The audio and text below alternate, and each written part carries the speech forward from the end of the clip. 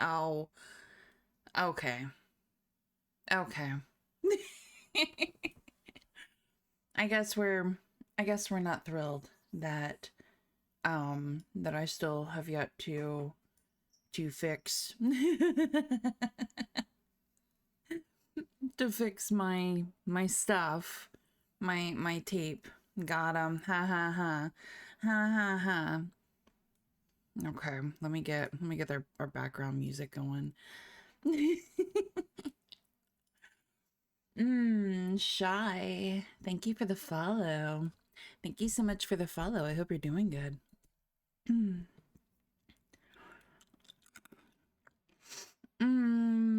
Jar's not turned off even though it's on the to-do list before. Wait, is it?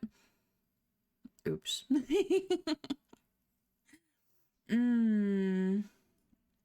How are you doing? I know you know. You already know. I come prepared with cough drops. Trying to work on my aim. I met us with the 55 stream streak. How's the... I don't know about this background. I don't know about this background. It seems really quiet. Tired but good. Angry Irish with the 5 stream streak. Heck yeah. Hi. Hi. Hi. You're quiet today? That's okay. I'm kind of quiet today. I'm gonna change the background. I was thinking like, ooh, kind of a rain hitting the window kind of thing, but I don't know. I don't know if I'm feeling that. I like... Wait, that's not... Oh wait, is it? Is that right?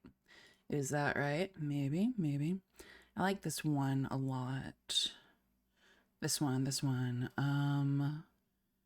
1 hour, yes. I really like this one. Excuse me. Our face is not allowed anymore. What? What? Your face is allowed? What do you mean? Whatever do you mean? How are we doing? How are we all doing? I'd like to say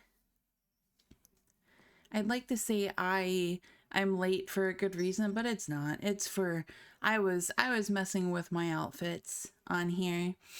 And I made like a little pajama kind of outfit, but then was like last minute was like, I don't like this. What am I doing? I hate everything. And swapped over to this one. Swapped back over to this one because I really like... I wish the t-shirt... I wish the t-shirt was available in all the outfits. It's been a busy day. Classic, I know. Hopefully busy in like a not horrible way. Hi, Danny. Dyslexic today, I can't spell. It's Claire. Thank you for the follow. I hope you're doing really good. Bobo with the 20 stream streak. Oh my goodness. Y'all crazy. Y'all crazy. And yeah, as you can see on the bottom of the screen there, we're gonna be reading some Alice's Adventures in Wonderland tonight. I'm excited. I'm pretty excited for that. Nothing came up on the Automod, so if something was blocked, it was the higher... Yeah, nothing came up on my end either. Your message got flagged. Yeah, that's something on Twitch's side. Cause yeah. It's such a cute little face too. That's rude. Okay, what is my cat doing? Hey. Leave that alone. I've never actually read this book. I haven't either. Got any Scooby snacks? I want I can't talk already. We're not even 30 minutes in. I'm brain and mouth are not synced. Got any Scooby snacks? Thank you for the follow. Thank you for the follow. I hope you're doing really good. You want who? I want Scooby snacks. Okay. All right. The cat is demanding to be let out. Hey. Leave that alone. You want out? Come on. Out. You or in? It's your choice. In or out? In or out? In a matter of minutes, I almost guarantee that we will hear a very distinct meow at the door. May the Twitch Lord hear my prayers. I know Twitch be weird with that sometimes. If I remember correctly, this book is just wild, which is honestly on brand. Yeah, I'm excited. I'm excited to read it. Because we'll... Perfect timing. Yeah? Are you getting ready for bed? Are you trying to wind down from a busy day? Because that would be like high key perfect timing. Gonna need to soundbite that meow. It's like a Discord join sound in the eulogy. Yeah, my cats they're like the stars, honestly. Maybe at some point in time, who knows when, because I would have to set things up. We'll have a cat cam at some point. Falsified faces, welcome in. Thank you so much for the follow. I hope you're doing good. Hello. I wish, but I'm working on some ASMR stuff as well. This is giving me the motivation. Heck yeah. Heck yeah. I'm proud of you for working on this stuff. Where the fuck is my clicker? There it is. Metis. Hi. This is your check-in. I'm proud of you. Ibiril says if the cat cam started raking in viewers, bro, that would make me so happy. It would make me so, like, not, that was barely a click. I'm trying not to be, like, super loud with it. What do you mean? That was a click. Are you rating my click?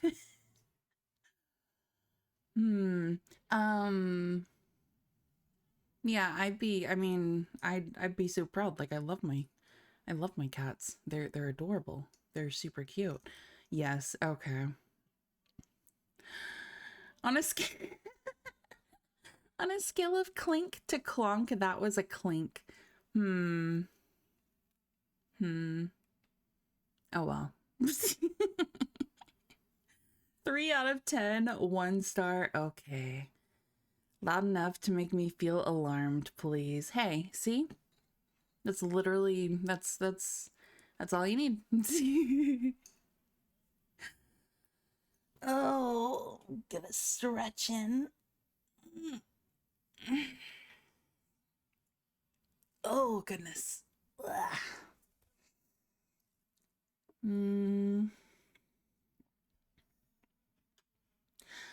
No one got whiplash from it. That's how quiet it was. Okay, fine. Next one will be so loud and everyone's gonna cry and go wah wah, and I'm gonna be like, hello? Why aren't my ears okay? Why aren't my ears bleeding? Okay.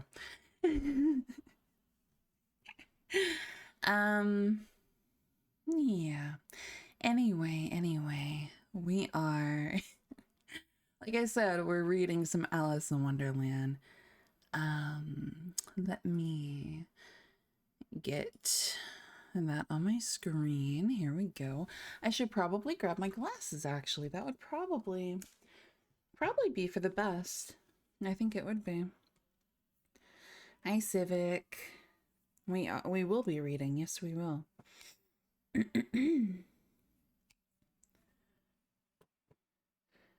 What about Whiplash? I don't know, some crybabies whining about the clicker not being loud enough, not being a proper click or something. I don't know.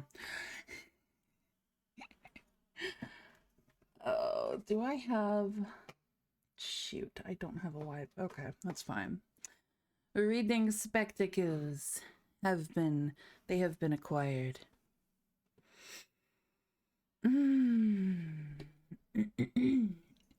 A cattle prod is wild. Why? Why would you do that to yourself? Or why would you request that to be done to yourself? Actually, no. No, let's not answer that. Let's not answer that. Okay. Okay. Like I said, we're reading tonight. Ow. I meant for the complainers. I'm curious on how different the story is going to be from the Disney version. I only know the Disney story. Like, same. Honestly, same. Hi, shrooms. Wild toys for wild boy. Okay. Confused muttering. Alright, you little brats. Get yourselves good and comfy. Get nice and comfy. I am not talking about toys today. What do you mean? I would never talk about toys. What do you mean?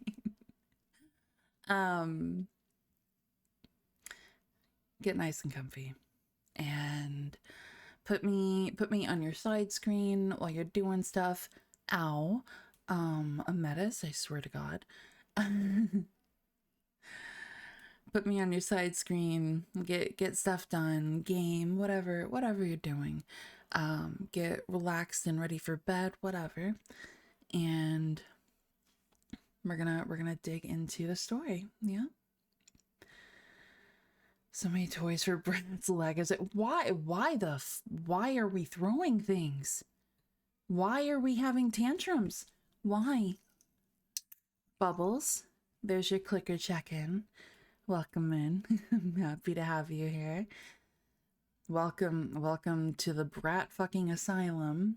I'm very happy to have you here. I did not. Okay. Carrot, why?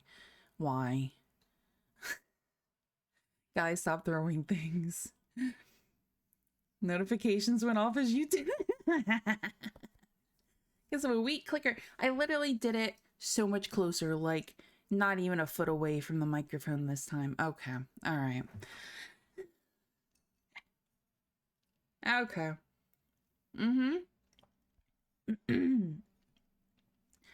Hi, Solid. Hi. Yeah. Okay. Y'all, yeah. Y'all do your thing. I'm gonna read. So. Yeah. Okay. The bonk. Okay. Civic with a 10-stream streak. Let's heckin' go. Alright, Alice's Adventures in Wonderland. For louder okay. We should stop. She already struggles to read normally. Okay.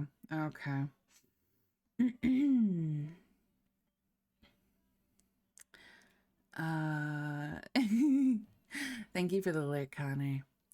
Alice's Adventures in Wonderland by Lewis Carroll. Chapter 1. Down the Rabbit Hole. Hi, Pies. Alice was beginning to get very tired of sitting by her sister on the bank and of having nothing to do. Once or twice she had peeped into the book her sister was reading, but it had no pictures or conversations in it. And what is the use of a book, thought Alice, without pictures or conversations? So she was considering in her own mind, as well as she could, for the hot day made her feel very sleepy and stupid, whether the pleasure of making a daisy chain would be worth the trouble of getting up and picking the daisies, when suddenly a white rabbit with pink eyes ran close by her. There was nothing so very remarkable in that, nor did Alice think it so very much out of the way to hear the rabbit say to itself, oh dear, I shall be late." When she thought it over afterwards, it occurred to her that she ought to have wondered at this, but at the time it all seemed quite natural. But when the rabbit actually took a watch out of its waistcoat pocket and looked at it, and then hurried on, Alice started to her feet, for it flashed across her mind that she had never before seen a rabbit with either a waistcoat pocket or a watch to take out of it, and burning with curiosity, she ran across the field after it, and fortunately it was just in time to see it pop down a large rabbit hole under the hedge.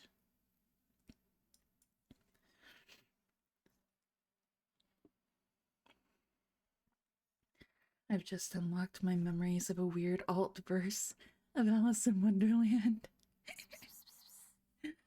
I've seen a few. I have seen a few alternative Alice in Wonderlands they're all very I don't know, they're good. They've been interesting. Cyborg, thank you so much for the follow. We're doing good. Thank you for the Lycomedes. Hit your bets. Okay, solid. In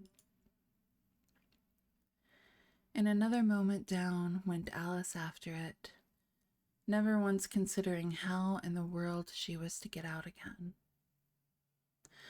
The rabbit hole went straight on, like a tunnel for some way, and then dipped suddenly down, so suddenly that Alice had not a moment to think about stopping herself before she found herself falling down a very deep well.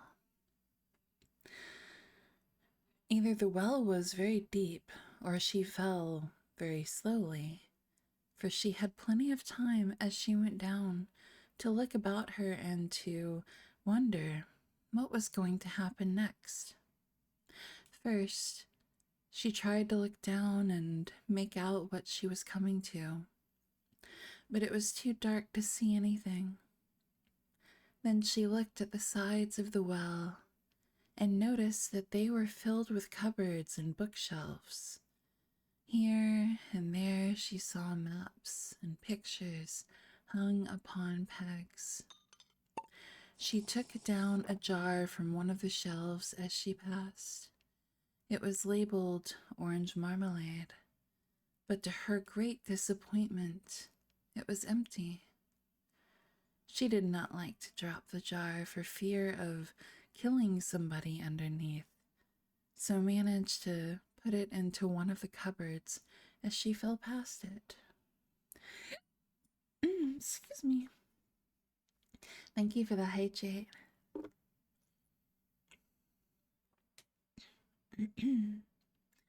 Looking Glass Wars, very weird. Very Sue Young female hot. Oh, interesting. Hi, Nikki. Your favorite book. Well, we just started. You were just in time. Well, thought Alice to herself, after such a fall as this, I shall think nothing of tumbling downstairs. How brave they'll all think me at home. Why, I wouldn't say anything about it, even if I fell off the top of the house, which was very likely true. Nikki with the 55 stream streak, heck yeah. We booked the story for sure. Okay.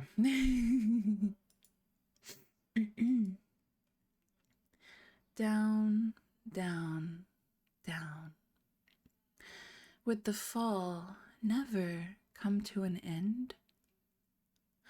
I wonder how many miles I've fallen by this time, she said aloud. I must be getting somewhere near the center of the earth. Let me see. That would be 4,000 miles down, I think. For, you see, Alice had learnt several things of this sort in her lessons in the schoolroom, and though this was not a very good opportunity for showing off her knowledge, as there was no one to listen to her, still it was good practice to say it over. Yes, that's about the right distance. But then I wonder what latitude or longitude I've got to. Alice had no idea what latitude was or longitude either, but thought they were nice grand words to say.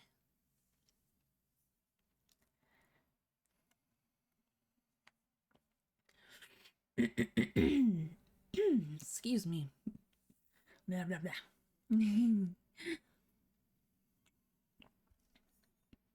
Even the actual Mad Hatter couldn't do in their magic VR train. Oh, crazy.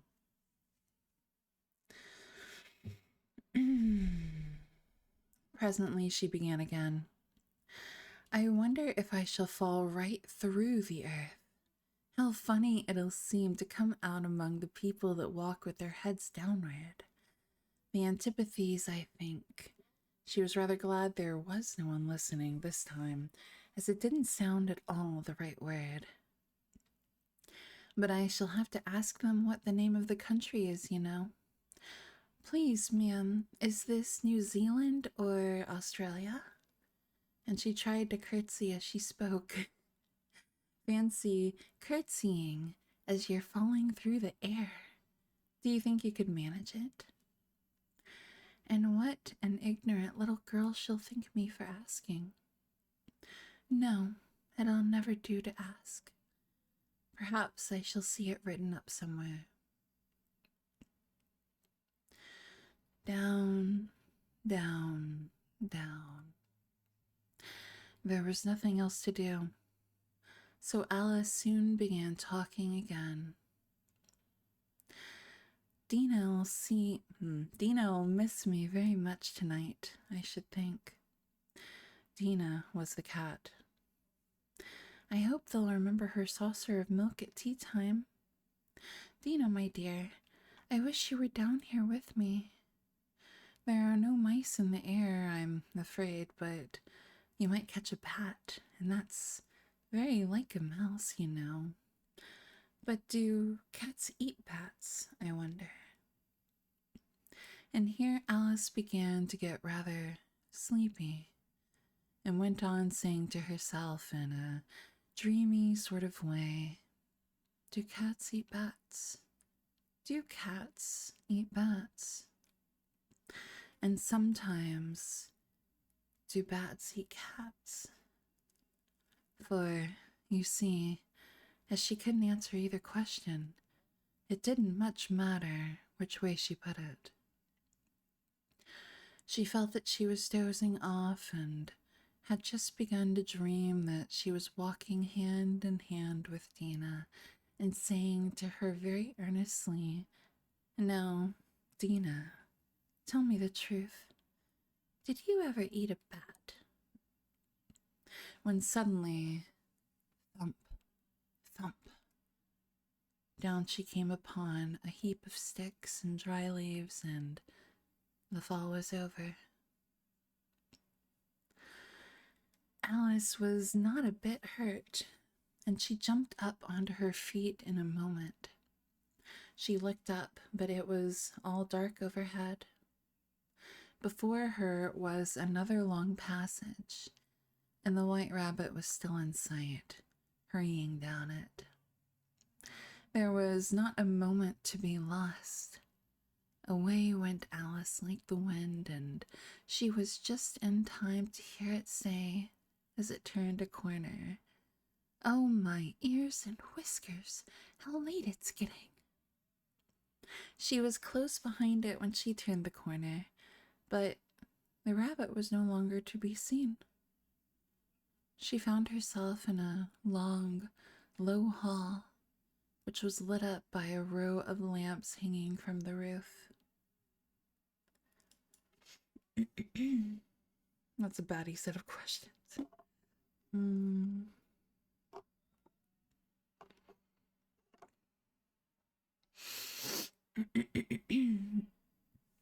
Excuse me.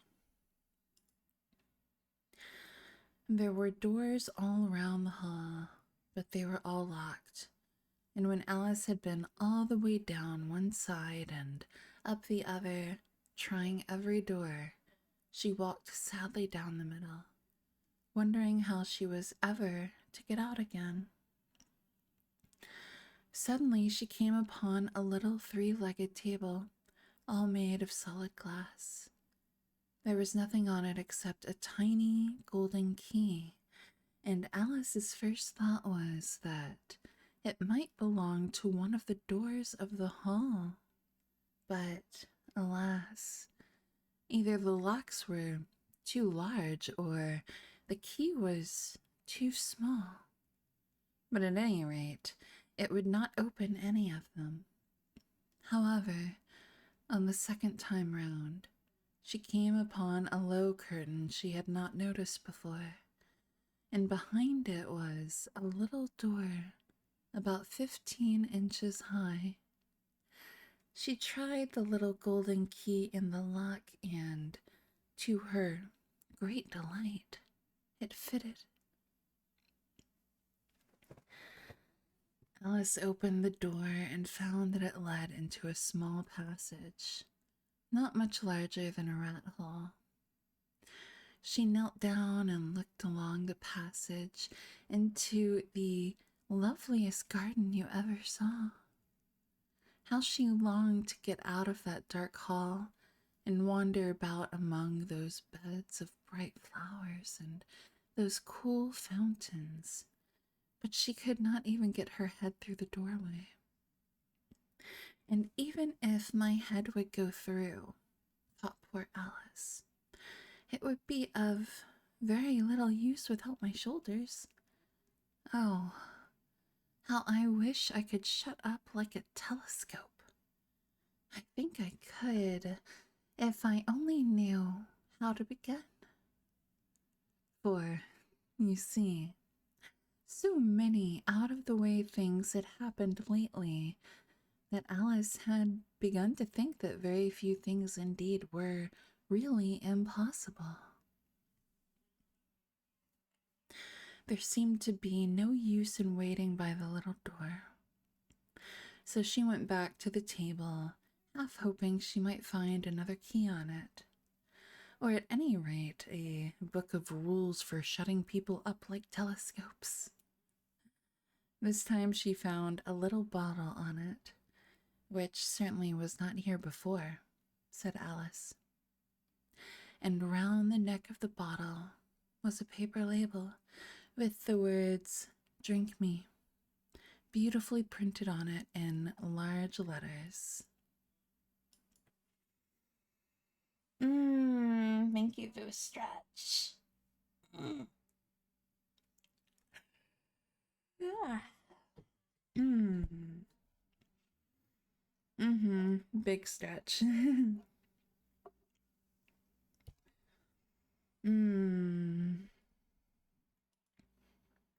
Chat's quiet tonight. Guessing everybody's enjoying the reading time. I hope so. I hope so. It was all very well to say, "Drink me," but the wise little Alice was not going to do that in a hurry. "No, I'll look first," she said, "and see whether it's marked poison or not." For she had read several nice little histories about children who had got burnt and eaten up by wild beasts and other unpleasant things, all because they would not remember the simple rules their friends had taught them, such as that a red hot poker will burn you if you hold it too long, and that if you cut your finger very deeply with a knife, it usually bleeds. And she had never forgotten that. If you drink much from a bottle marked poison, it is almost certain to disagree with you, sooner or later. However, this bottle was not marked poison. So Alice ventured to taste it, and finding it very nice, it had in fact a sort of mixed flavor of cherry tart, custard, pineapple, roast turkey, toffee, and hot butter toast. She very soon finished it off. A sober with the 55 stream streak. Don't drink strange bottles. Just loving the sound of your voice. Thank you, Harlequin. Yeah, doing some cleaning. Heck yeah. Heck yeah, get that cleaning done. I was doing that earlier.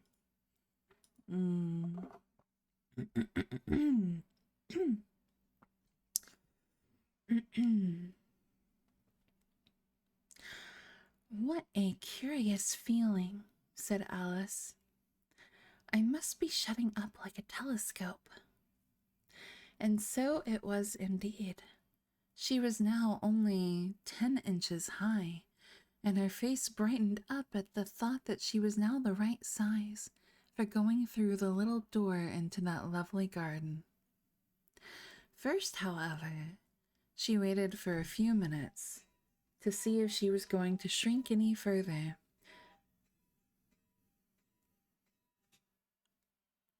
She felt a little nervous about this, for it might end, you know, said Alice to herself, and might going out altogether like a candle.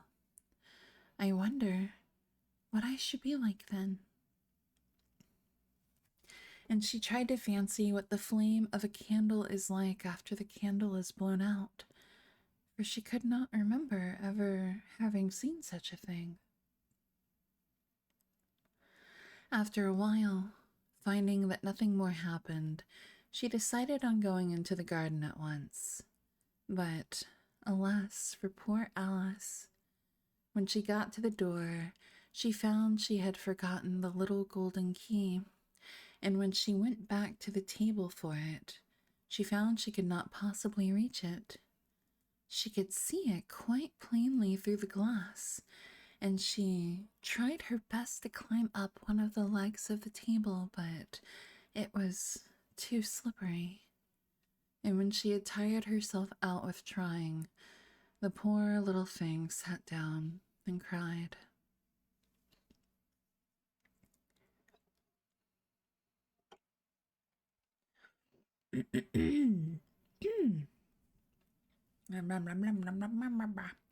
Okay.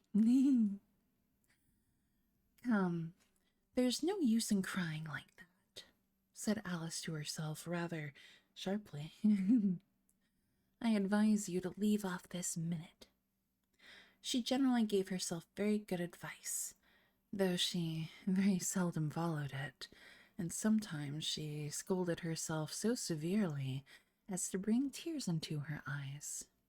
And once she remembered trying to box her own ears for having cheated herself in a game of croquet she was playing against herself.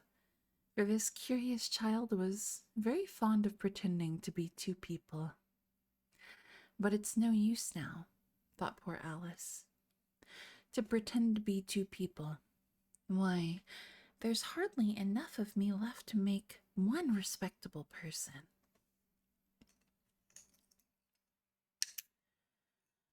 Necro, there's your daily check-in. Oh, is it croquet? What? How did I say it? Croquet? I said it croquet, didn't I? I swear to God.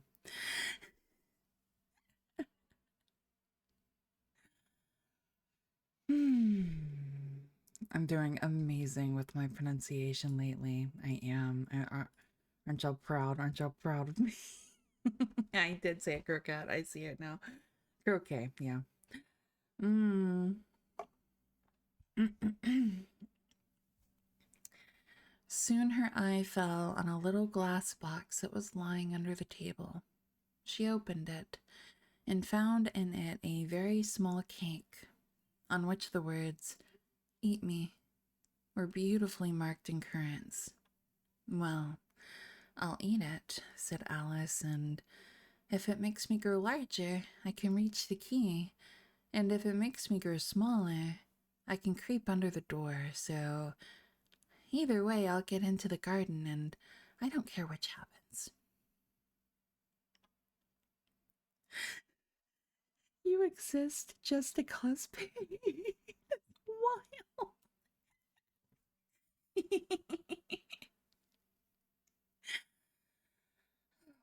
Okay. She ate a little bit and said anxiously to herself, "Which way? Which way?" holding her hand on the top of her head to feel which way it was growing, and she was quite surprised to find that she remained the same size. To be sure, this generally happens when one eats cake, but Alice had got so much into the way of expecting nothing but out of the way things to happen that it seemed quite dull and stupid for life to go on in the common way. So she set to work and very soon finished off the cake.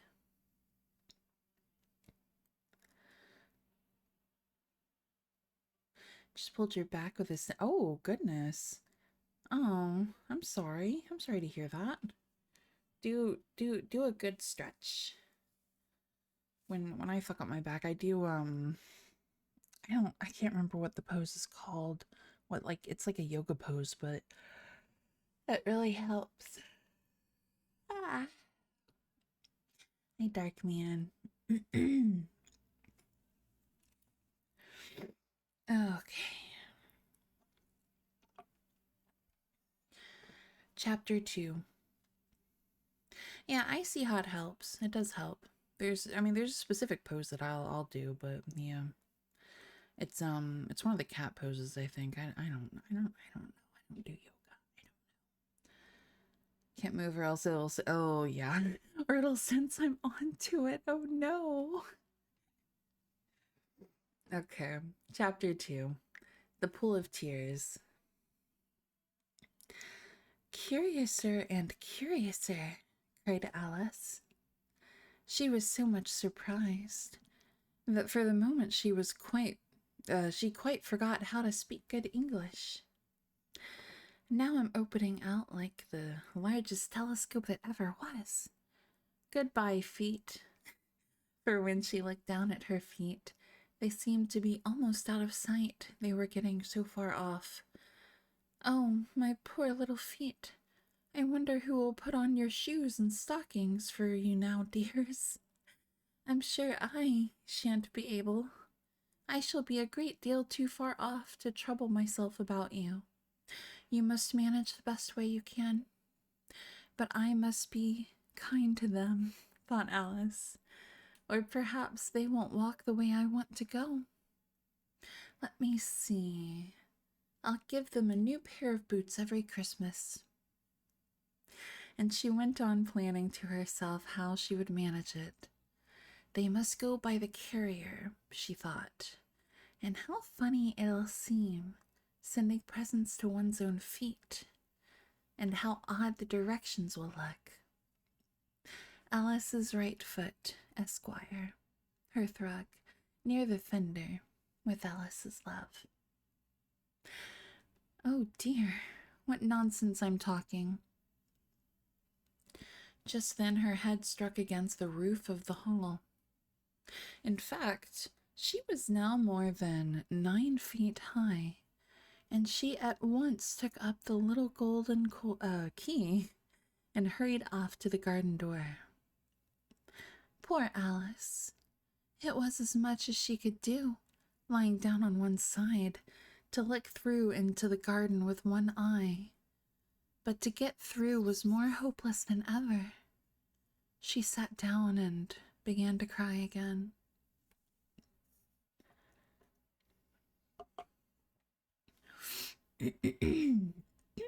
Excuse me. Unknown ending, thank you so much for the follow. I hope you're doing good. You ought to be ashamed of yourself, said Alice. A great girl like you. She might well say this. To go on crying in this way. Stop this moment, I tell you. But she went on, all the same, shedding gallons of tears, until there was a large pool around her, all around her, about 4 inches deep and reaching half down the hall. After a time, she heard a little pattering of feet in the distance, and she hastily dried her eyes to see what was coming. It was the White Rabbit returning, splendidly dressed, with a pair of white kid gloves in one hand and a large fan in the other. He came trotting along in a great hurry, muttering to himself as he came, "Oh, the Duchess, the Duchess! Oh, won't she be savage if I've kept her waiting?" Alice felt so desperate that she was ready to ask help of anyone. So, when the rabbit came near her, she began in a low, timid voice, "If you please, sir." The rabbit started violently, dropped the white kid gloves and the fan, and scurried away into the darkness as hard as he could go. Thank you for the stretch and the hydrate.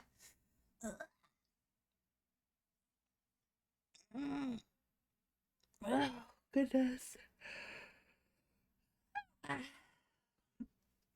Oh, why are we throwing things?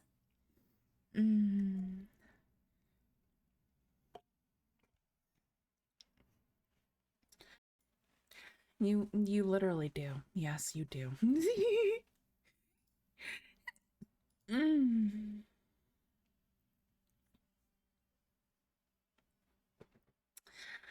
But yes, hi Aggie. Did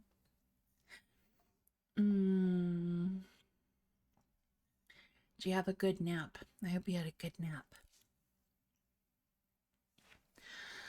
Alice took up the fan and gloves, and as the hall was very hot, she kept fanning herself all the time. She went on talking. "Dear, dear, how queer everything is today. And yesterday things went on just as usual. I wonder if I've been changed in the night. Let me think. Was I the same when I got up this morning? I almost think I can remember feeling a little different. But if I'm not the same, the next question is, who in the world am I? That's the great puzzle." And she began thinking over all the children she knew that were of the same age as herself, to see if she could have been changed for any of them. "I'm sure I'm not Ada," she said, "for her hair goes in such long ringlets, and mine doesn't go in ringlets at all. And I'm sure I can't be Mabel, for I know all sorts of things, and she, oh, she knows such a very little. Besides, she's she, and I'm I, and, oh dear, how puzzling it all is. I'll try if I know all the things I used to know. Let me see. 4 times 5 is 12, and 4 times 6 is 13, and 4 times 7 is... Oh dear, I shall never get to 20 at that rate. However, the multiplication table doesn't signify. Let's try geography. London is the capital of Paris, and Paris is the capital of Rome. And Rome... No, that's all wrong, I'm certain. I must have been changed for Mabel. I'll try and say, How doth the little... And she crossed her hands on her lap as if she were saying lessons and began to repeat it, but her voice sounded hoarse and strange, and the words did not come the same as they used to do. Oh, you have a job interview tomorrow. Good luck on your job. Good luck on your job and get some good sleep, okay? Get some good sleep.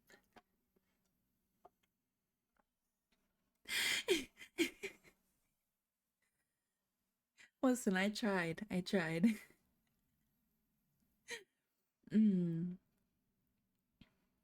How doth the little crocodile improve his shining tail, and pour the waters of the Nile on every golden scale? How cheerfully he seems to grin, how neatly spread his claws, and welcome little fishes in with gently smiling jaws. I'm sure those are not the right words, said poor Alice, and her eyes filled with tears again as she went on. I must be Mabel after all, and I shall have to go and live in that poky little house and have next to no toys to play with and, oh, ever so many lessons to learn. No, I've made up my mind about it. If I'm Mabel, I'll stay down here. It'll be no use their putting their heads down and saying, "Come up again, dear." I shall only look up and say, "Who am I then? Tell me that first, and then, if I like being that person, I'll come up. If not, I'll stay down here till I'm somebody else." But, oh dear, cried Alice, with a sudden burst of tears. I do wish they would put their heads down. I am so very tired of being all alone here.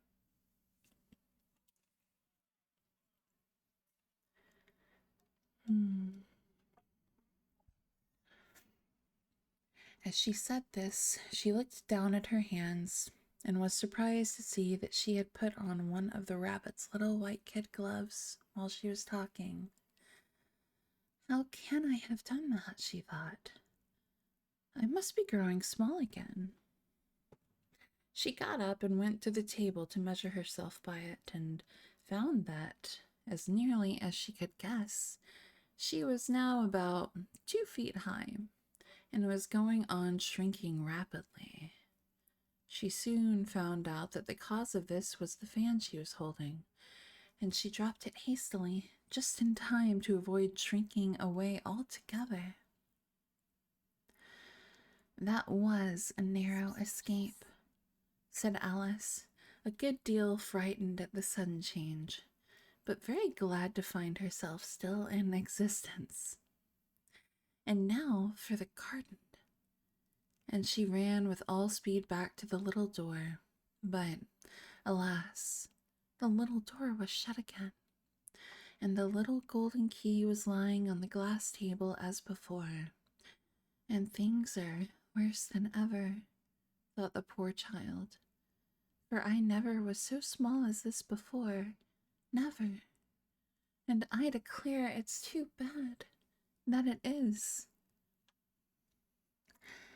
Davy and Vale, thank you so much for the follow. I hope you're doing good. Let me turn the sound alerts a little bit lower. They're a little high.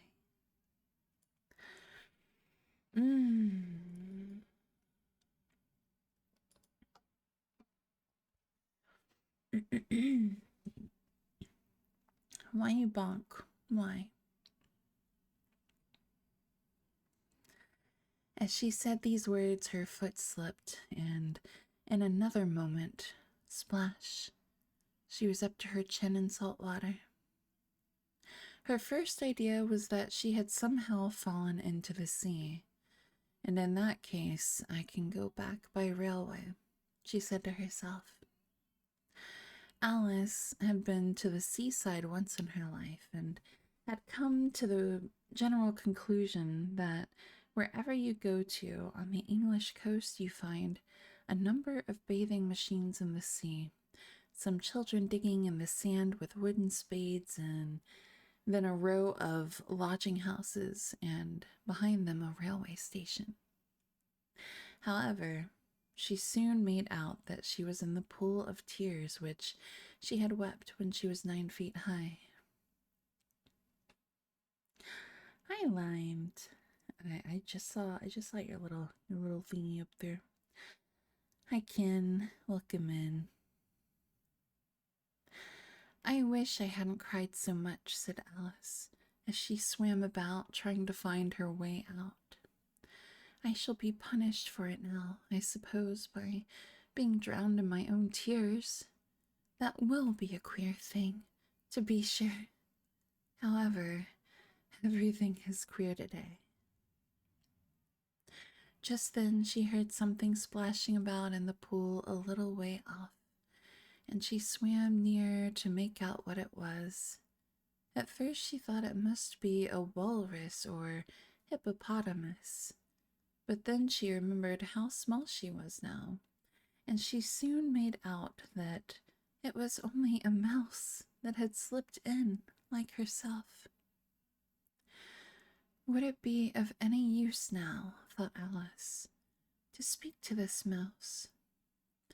Everything is so out of the way down here that I should think very likely it can talk. At any rate, there's no harm in trying. So she began, "Oh, mouse, do you know the way out of this pool? I am very tired of swimming about here, oh, mouse." Alice thought this must be the right way of speaking to a mouse. She had never done such a thing before, but she remembered having seen in her brother's Latin grammar, a mouse of a mouse to a mouse, oh mouse.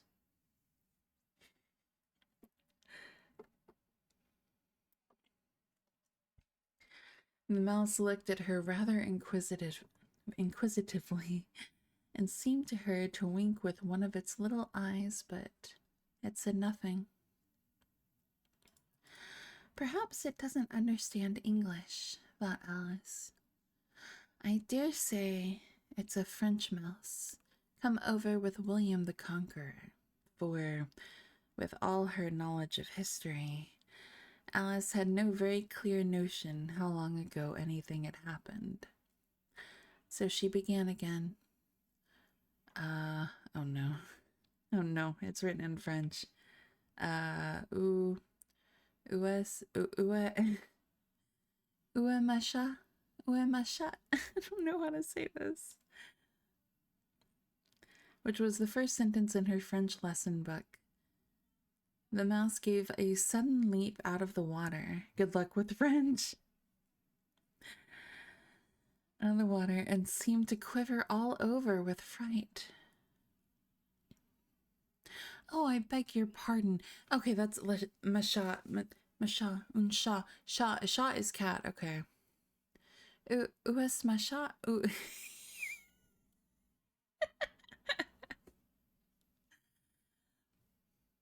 Moving on. I beg your pardon, cried Alice hastily, afraid that she had hurt the poor animal's feelings. I quite forgot you didn't like cats.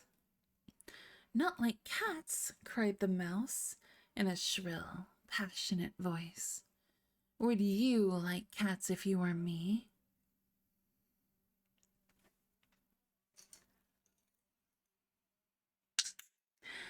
Beachy, there's your clicky check-in. Welcome in. Did you guys know there's a theory that Lewis Carroll is Jack the Ripper?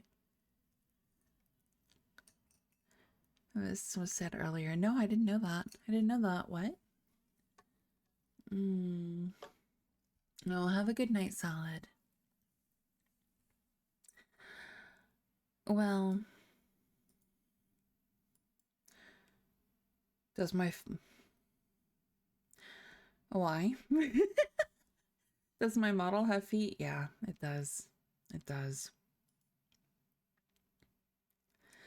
But in shoes, yes. Yeah.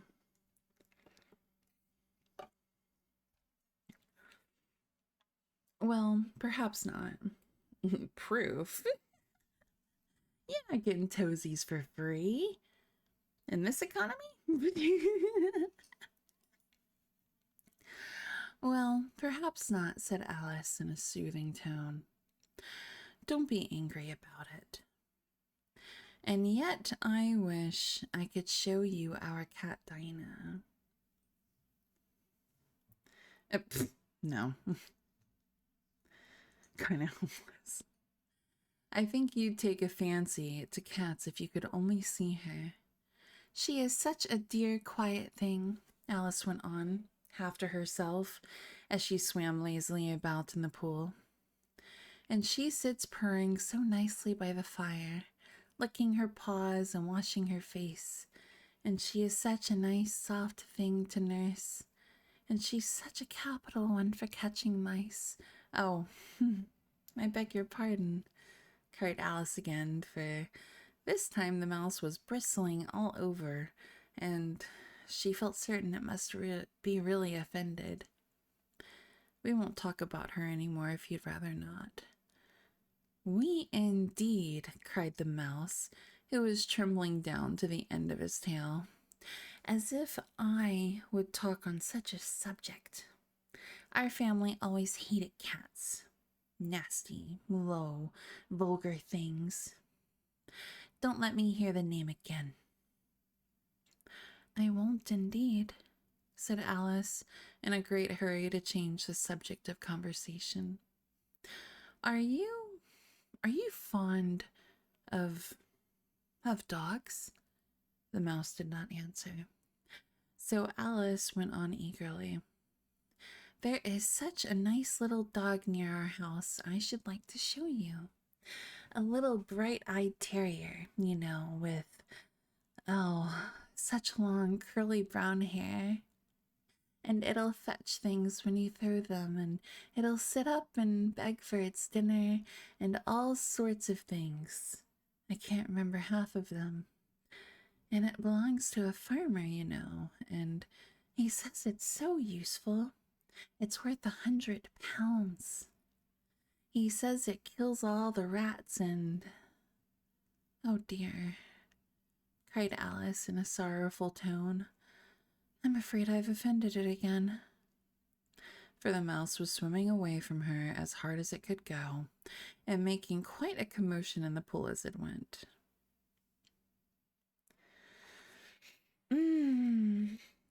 Yeah, no. You're not getting feet here.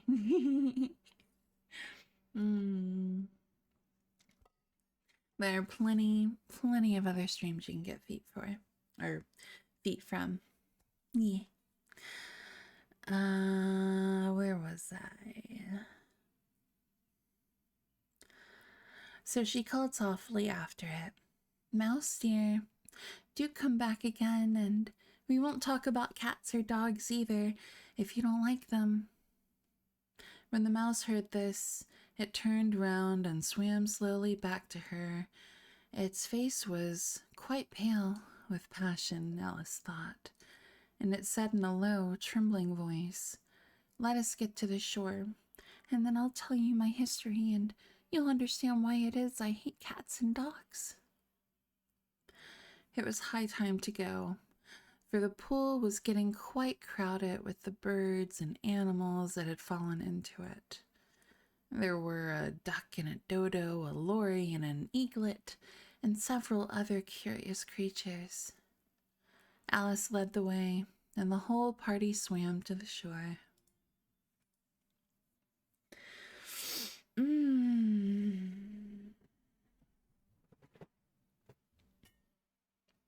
Hi, Lonely. Welcome in.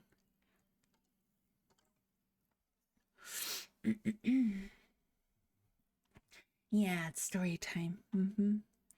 We're reading Alice in Wonderland. Well, Adventures in Wonderland.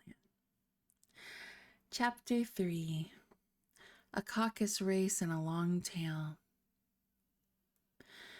They were indeed a queer-looking party that assembled on the bank. The birds with draggled feathers, the animals with their fur clinging close to them, and all dripping wet, cross and uncomfortable. The first question, of course, was how to get dry again. They had a consultation about this, and after a few minutes, it seemed quite natural to Alice to find herself talking familiarly with them, as if she had known them all her life. Indeed, she had quite a long argument with Lori, who at last turned sulky and would only say, "I am older than you and must know better." And this Alice would not allow without knowing how old it was, and as the Lori positively refused to tell its age, there was no more to be said.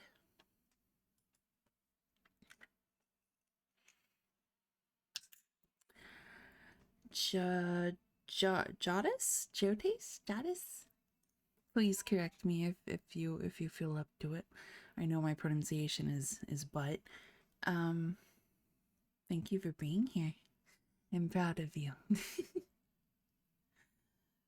As for ankles, like a gentleman.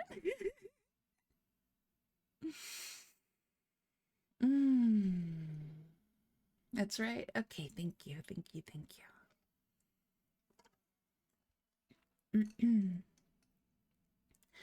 At last, that was a weird mouth sound. At last, the mouse, who seemed to be a person of authority among them, called out, "Sit down, all of you, and listen to me. Excuse me. I'll soon make you dry enough." They all sat down at once, in a large ring, with the mouse in the middle. Alice kept her eyes anxiously fixed on it, for she felt sure she would catch a bad cold if she did not get dry very soon. "Ahem," said the mouse with an important air. "Are you all ready? This is the driest thing I know. Silence all round, if you please. William the Conqueror, whose cause was favored by the Pope, was soon submitted to by the English, who wanted leaders and had been of late much accustomed to usurpation and conquest.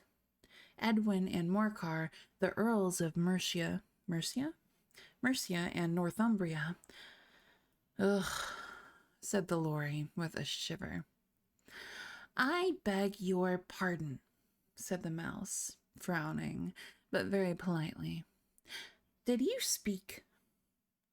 "Not I," said the Lori hastily. "I thought you did," said the mouse. "I proceed. Edwin and Morcar, the Earls of Mercia and Northumbria, declared for him, and even Stigand, the patriotic Archbishop of Canterbury, found it advisable." "Found what?" said the duck. "Found it," the mouse replied rather crossly. "Of course you know what it means." "I know what it means well enough when I find a thing," said the duck. "It's generally a frog or a worm. The question is, what did the Archbishop find?"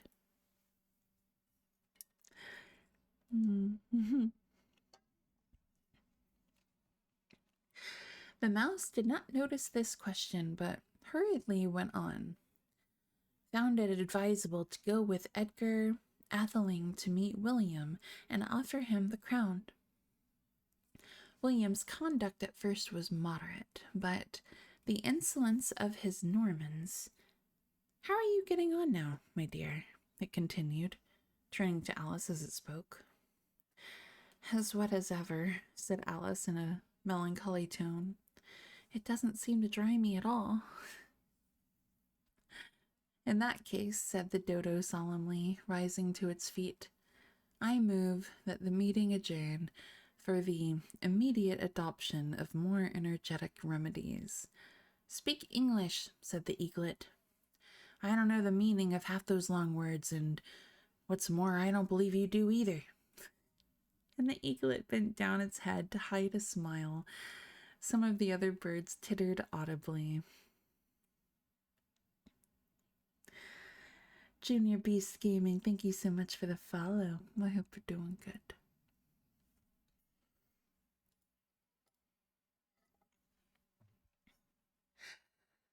What I was going to say, said the dodo in an offended tone, was that the best thing to get us dry would be a caucus race. What is a caucus race? Said Alice, not that she wanted much to know, but the dodo had paused as if it thought that somebody ought to speak, and no one else seemed inclined to say anything. Why, said the dodo, the best way to explain it is to do it, and as you might like to try the thing yourself some winter day, I will tell you how the dodo managed it. First, it marked out a race course in a sort of circle. The exact shape doesn't matter, it said. And then all the party were placed along the course here and there. There was no 1, 2, 3 and away, but they began running when they liked and left off when they liked, so that it was not easy to know when the race was over. However, when they had been running half an hour or so and were quite dry again, the dodo suddenly called out, "The race is over," and they all crowded round it, panting and asking, "But who has won?" This question the dodo could not answer without a great deal of thought, and it sat for a long time with one finger pressed upon its forehead, the position in which you usually see Shakespeare in the pictures of him, while the rest waited in silence.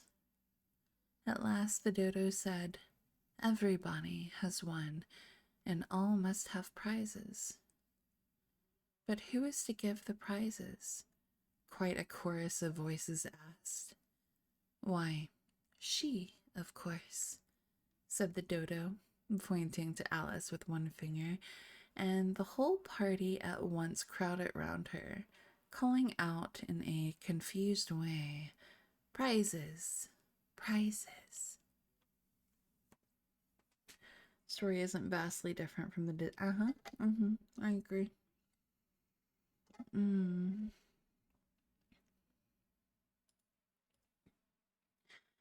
Alice had no idea what to do, and in despair she put her hand in her pocket and pulled out a box of comfits. Luckily the salt water had not got into it, and handed them round as prizes. There was exactly one apiece all around. "But she must have a prize herself, you know," said the mouse. "Of course," the dodo replied very gravely. "What else have you got in your pocket?" he went on, turning to Alice. "Only a thimble," said Alice sadly. "Hand it over here," said the dodo. Then they all crowded round her once more, while the dodo solemnly presented the thimble, saying, "We beg your acceptance of this elegant thimble." And when it had finished this short speech, they all cheered. Alice thought the whole thing very absurd, but they all looked so grave that she did not dare to laugh.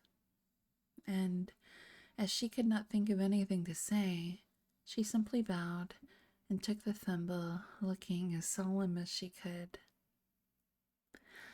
The next thing was to eat the comfits. This caused some noise and confusion, as the large birds complained that they could not taste theirs, and the small ones choked and had to be patted on the back. However, it was over at last, and they sat down again in a ring and begged the mouse to tell them something more.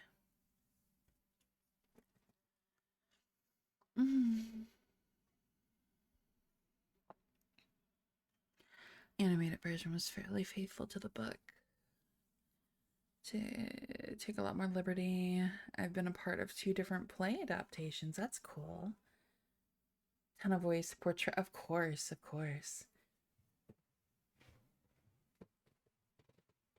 Well, it's such an interesting and like abstract story too. So I could see there being so many adaptations.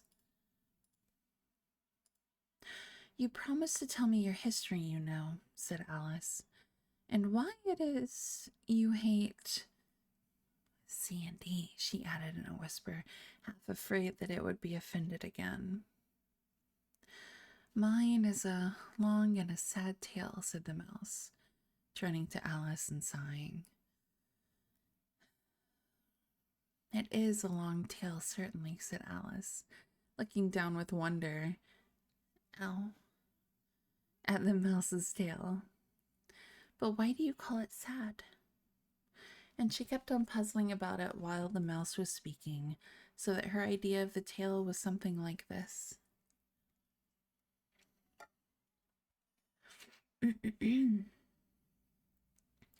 Fury said to a mouse that he met in the house, "Let us both go to law. I will prosecute you. Come, I'll take no denial. We must have a trial, for really this morning I've nothing to do." Said the mouse to the cur, "Such a trial, dear sir, with no jury or judge, would be wasting our breath." "I'll be judge, I'll be jury," said cunning old Fury.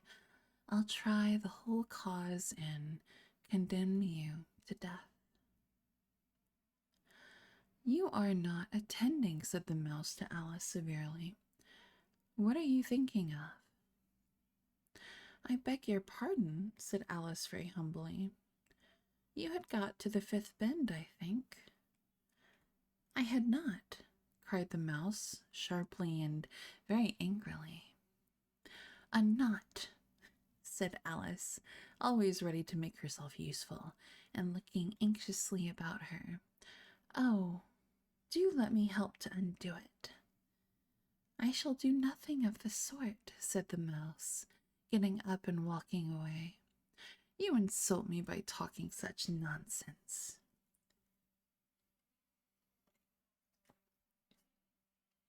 "I didn't mean it," pleaded poor Alice. "But you're so easily offended, you know." The mouse only growled in reply. "Please come back and finish your story," Alice called after it, and the others all joined in chorus. "Yes, please do." But the mouse only shook its head impatiently and walked a little quicker.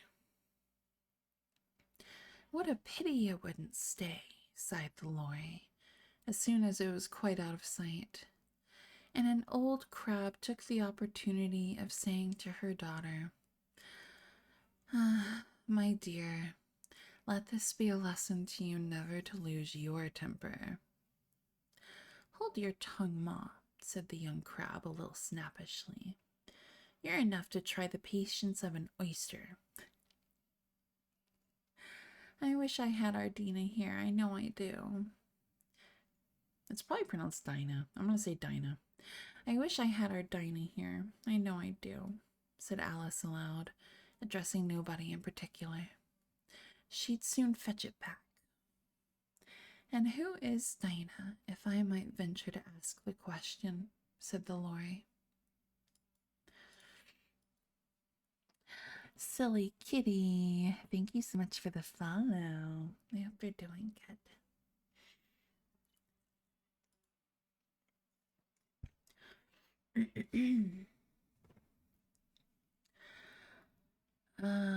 There I am.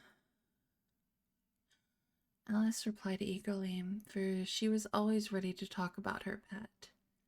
"Dinah's our cat, and she's such a capital one for catching mice you can't think. And, oh, I wish you could see her after the birds. Why, she'll eat a little bird as soon as look at it."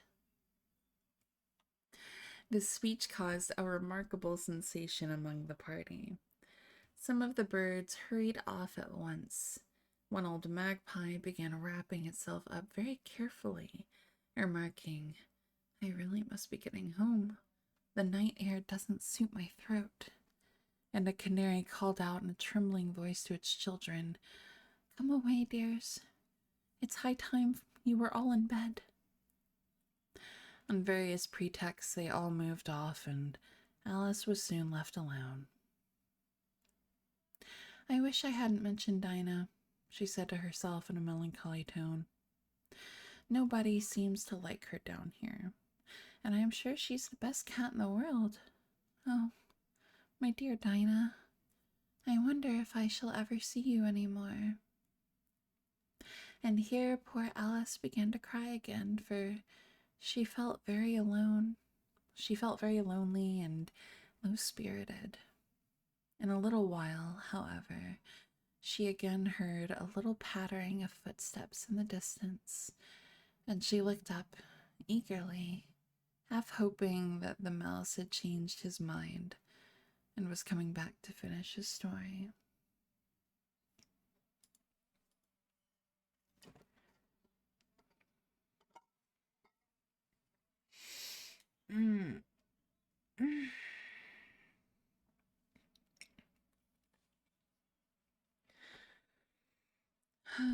Chapter 4. The rabbit sends in a little bill.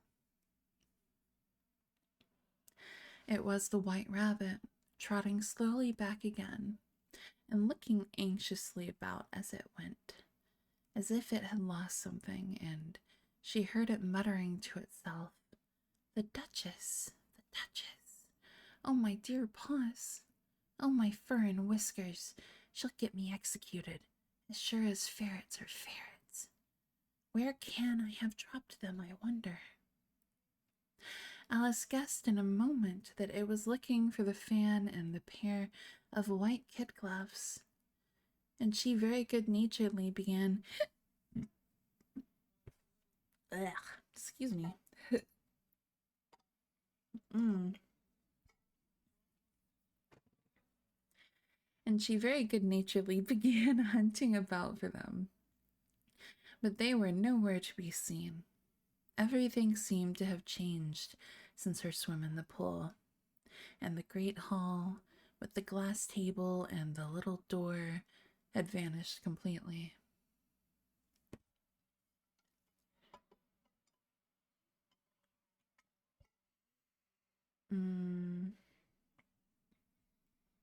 Doesn't sound like the Disney version. Very soon the rabbit noticed Alice, as she went hunting about, and called out to her in an angry tone, "Why, Marianne, what are you doing out here? Run home this moment, and fetch me a pair of gloves and a fan. Quick now." And Alice was so much frightened that she ran off at once in the direction it pointed to, without trying to explain the mistake it had made. "He took me for his housemaid," she said to herself as she ran. "How surprised he'll be when he finds out who I am. But I better take him his fan and gloves, that is, if I can find them." As she said this, she came upon a neat little house, on the door of which was a bright brass plate with the name W. Rabbit engraved upon it.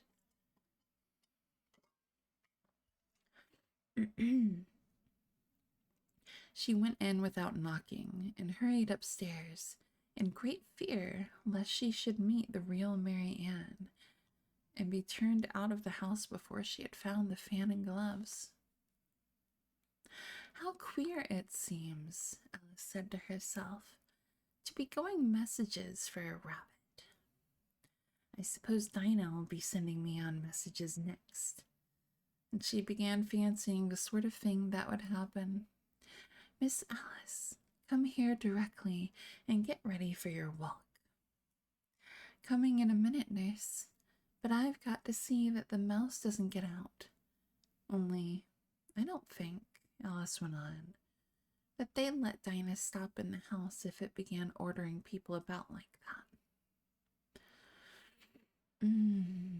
By this time she had found her way into a tiny little room with a table in the window, and on it, as she had hoped, a fan and 2 or 3 pairs of tiny white kid gloves. She took up the fan and a pair of the gloves, and was just going to leave the room when her eye fell upon a little bottle that stood near the looking glass. There was no label this time with the words "drink me," but nevertheless, she uncorked it and put it to her lips. I know something interesting is sure to happen, she said to herself, whenever I eat or drink anything, so I'll just see what this bottle does.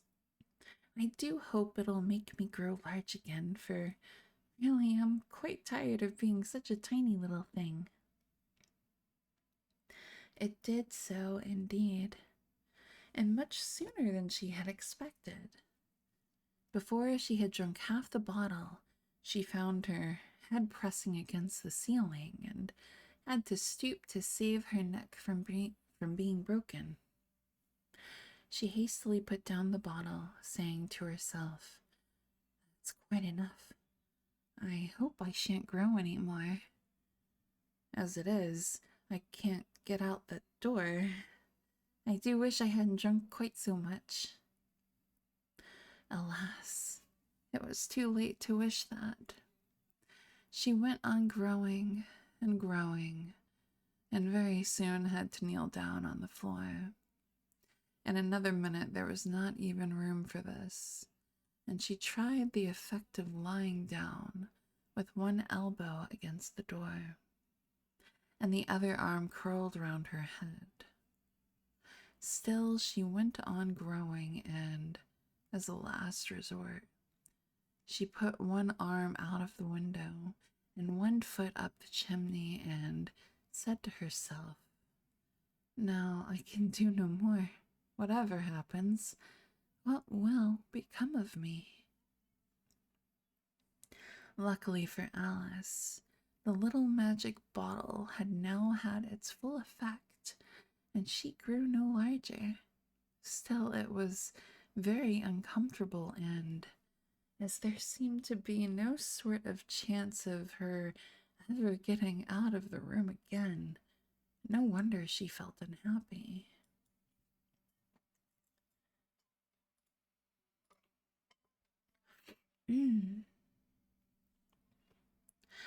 It was much pleasanter at home, thought poor Alice, when one wasn't always growing larger and smaller and being ordered about by mice and rabbits. I almost wish I hadn't gone down that rabbit hole, and yet, it's rather curious, this sort of life. I do wonder what can have happened to me. When I used to read fairy tales, I fancied that kind of thing never happened, and now here I am in the middle of one. There ought to be a book written about me, and that there ought. And when I grow up, I'll write one, but I'm grown up now," she added in a sorrowful tone. "At least there's no room to grow up anymore here." Anyone hearing those couple statics? I hope so. Just you. Okay. I'm like, oh no. What? Oh no.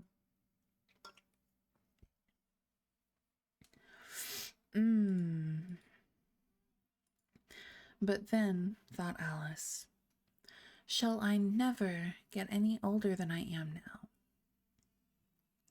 That'll be a comfort, one way.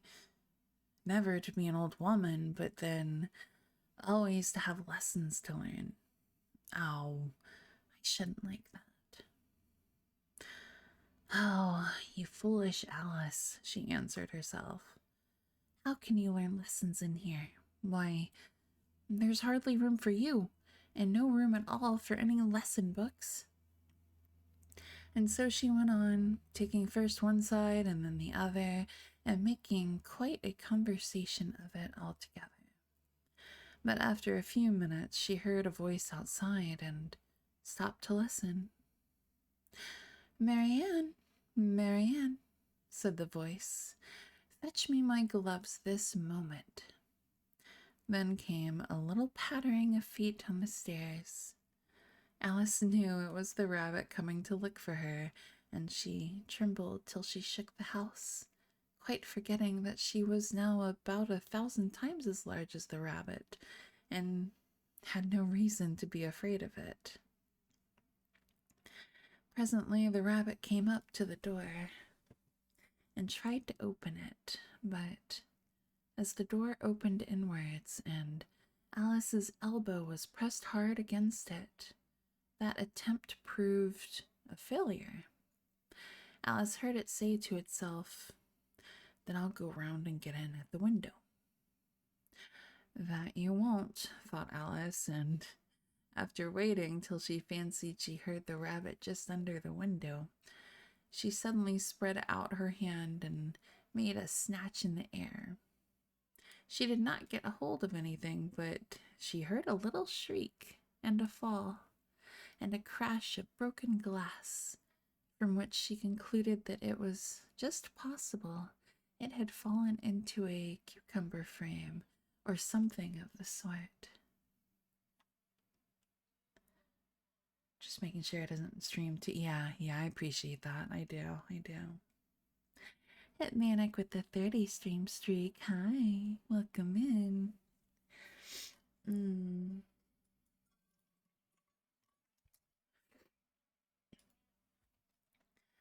Next came an angry voice, the rabbit's. Pat, where are you?"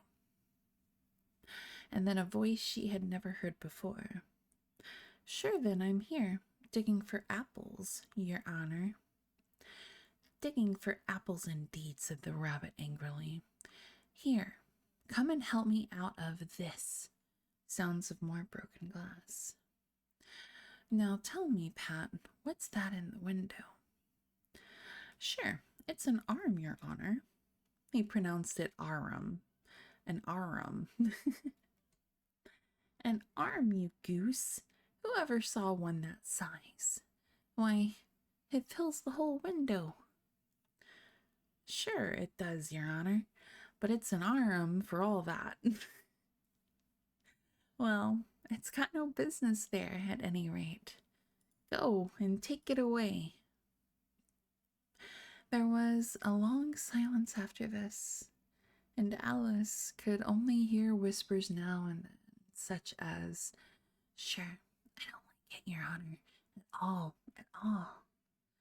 Do as I tell you, you coward."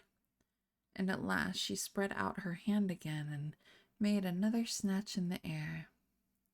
This time there were 2 little shrieks, and more sounds of broken glass. "What a number of cucumber frames there must be," thought Alice. "I wonder what they'll do next. As for pulling me out of the window, I only wish they could. I'm sure I don't want to stay in here any longer." She waited for some time without hearing anything more. At last came a rumbling of little cartwheels and the sound of a good many voices all talking together. She made out the words, "Where's the other ladder? Why, I hadn't to bring but one. Bill's got the other. Bill, fetch it out here, lad. Here, put 'em up at this corner. No, tie 'em together first. They don't reach half high enough yet.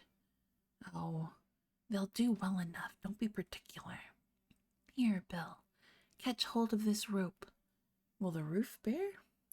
Mind that loose slate. Oh, it's coming down, heads below." A loud crash. Now, who would do that? It was Bill, I fancy. "Who's to go down the chimney?" "Nay, I shan't. You do it." "That I won't, then." "Bill's to go down." "Here, Bill, the master says you're to go down the chimney." "Oh, so Bill's got to come down the chimney, has he?" said Alice to herself. Shy, they seem to put everything upon Bill. I wouldn't be in Bill's place for a good deal. This fireplace is narrow, to be sure, but I think I can kick a little.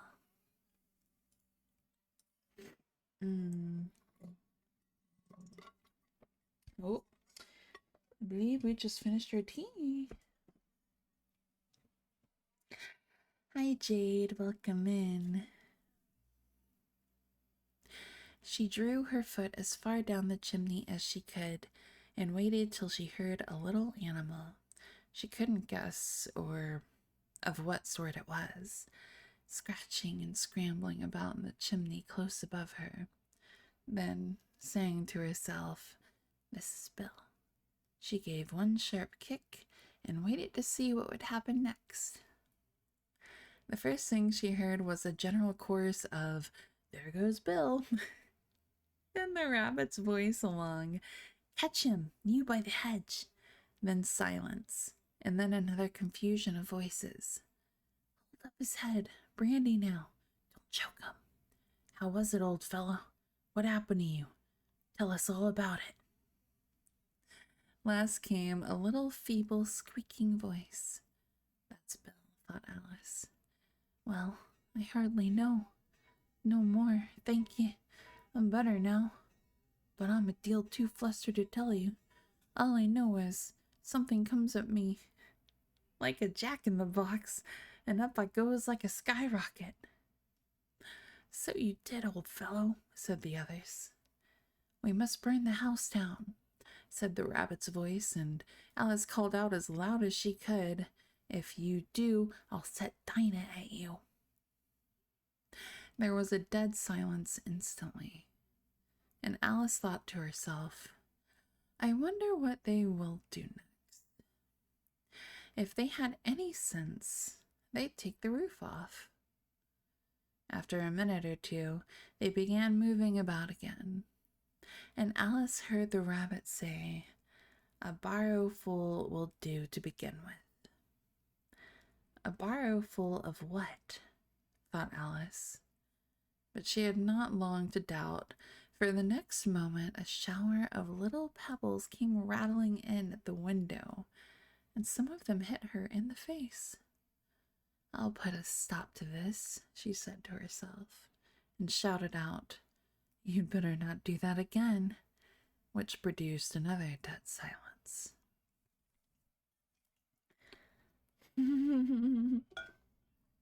Another 2 minutes faster, probably.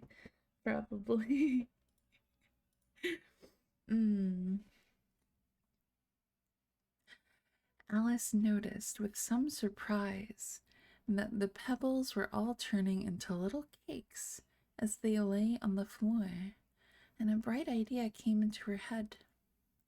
"If I eat one of these cakes," she thought, "it's sure to make some change in my size, and as it can't possibly make me larger, it must make me smaller, I suppose."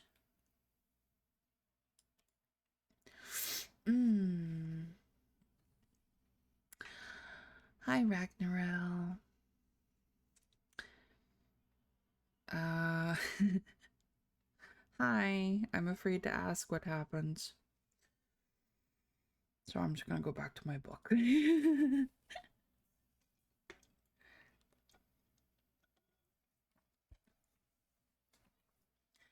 So she swallowed one of the cakes and was delighted to find that she began shrinking directly. As soon as she was small enough to get through the door, she ran out of the house and found quite a crowd of little animals and birds waiting outside. The poor little lizard, Bill, was in the middle, being held up by 2 guinea pigs, who were giving it something out of a bottle. They all made a rush at Alice the moment she appeared, but she ran off as hard as she could and soon found herself safe in a thick wood. You can wake everyone up by shouting loudly. Okay, that was not what I was expecting. But yeah. I'm not gonna, I would never shout or do something very loud that could startle or wake you all up. Which is a total lie. A total fucking lie. But yeah, welcome in. Yeah, we're having cozy reading time. Pressing X, yeah, that would be valid. No one's sleeping? Okay. If we sleep, we die. That's not, no.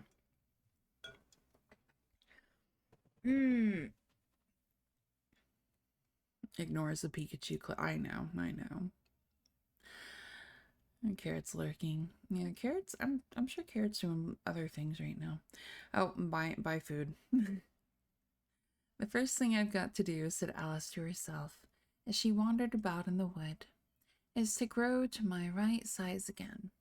And the second thing is to find my way into that lovely garden. I think that will be the best plan. It sounded an excellent plan, no doubt, and very neatly and simply arranged. The only difficulty was that she had not the smallest idea how to set about it. And while she was peering about anxiously among the trees, a little sharp bark just over her head made her look up in a great hurry. An enormous puppy was looking down at her with large round eyes, and feebly stretching out one paw, trying to touch her. Poor little thing, said Alice in a coaxing tone, and she tried hard to whistle to it, but she was terribly frightened all the time at the thought that it might be hungry, in which case it would be very likely to eat her up in spite of all her coaxing.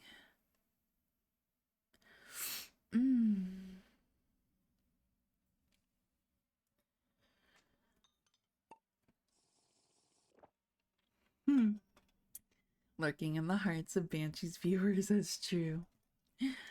Thank you for the hydrate shrooms.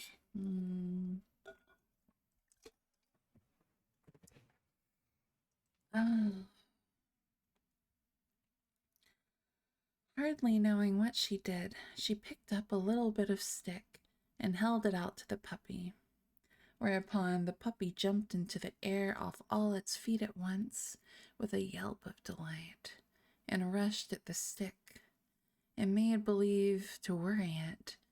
Then Alice dodged behind a great thistle to keep herself from being run over, and the moment she appeared on the other side, the puppy made another rush at the stick and tumbled head over heels in its hurry to get hold of it.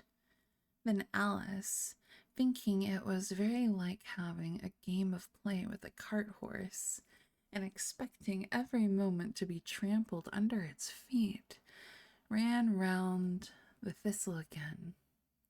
Then the puppy began a series of short charges at the stick, running a very little way forwards each time and a long way back, and barking hoarsely all the while, till at last it sat down a good way off, panting, with its tongue hanging out of its mouth, and its great eyes half shut. This seemed to Alice a good opportunity for making her escape.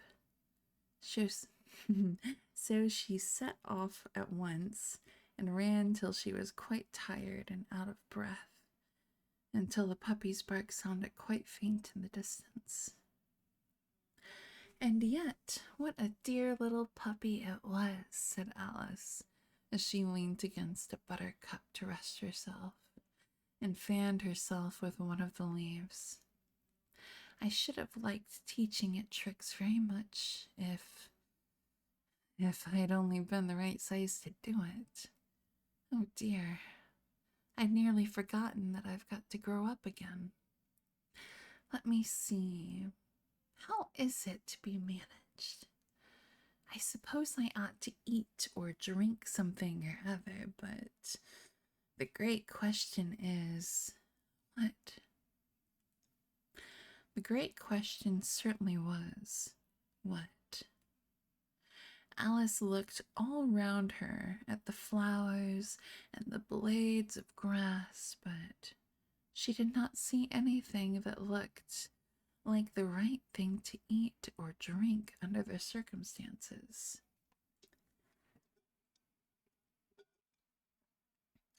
There was a large mushroom growing near her, about the same height as herself, and when she had looked under it, and on both sides of it, and behind it, it occurred to her that she might as well look and see what was on the top of it. She stretched herself up on tiptoe and peeped over the edge of the mushroom, and her eyes immediately met those of a large blue caterpillar that was sitting on the top with its arms folded, quietly smoking a long hookah and taking not the smallest notice of her or of anything else. Oh, the caterpillar. Hi, killer. Welcome in. What did I miss? Play The Sims right now. Oh, cute. Oh, thank you for the lyric shrooms. Good luck with your hell diving. Picked up the really long pull on the Shadow radio show.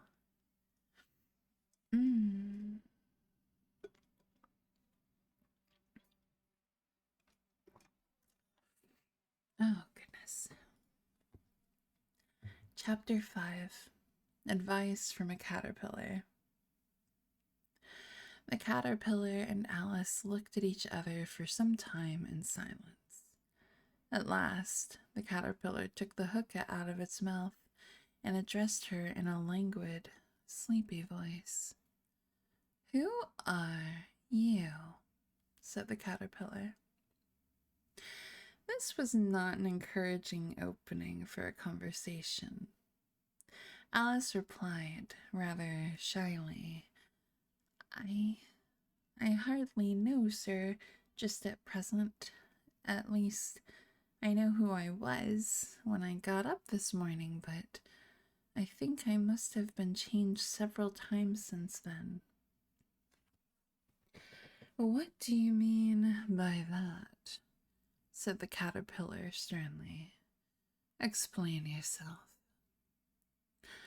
"I can't explain myself, I'm afraid, sir," said Alice, "because I'm not myself, you see."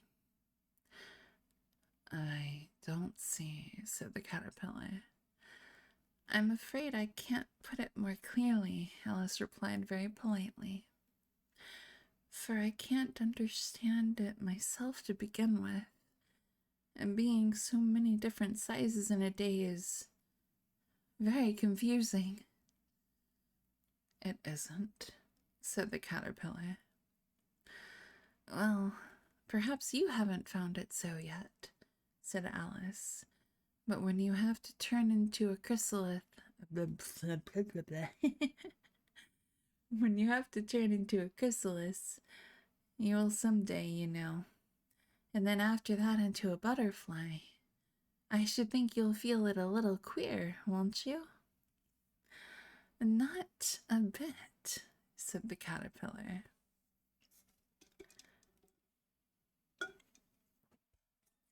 "Well, perhaps your feelings may be different," said Alice. "All I know is it would feel very queer to me." "You," said the caterpillar contemptuously. "Who are you?" Which brought them back again to the beginning of the conversation. Alice felt a little irritated at the caterpillars making such very short remarks, and she drew herself up and said, very gravely, "I think you ought to tell me who you are first." "Why?" said the caterpillar. "Thank you for the stretch."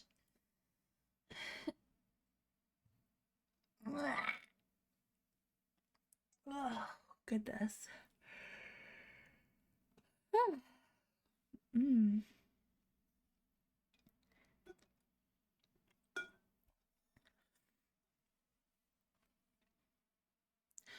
Here was another puzzling question.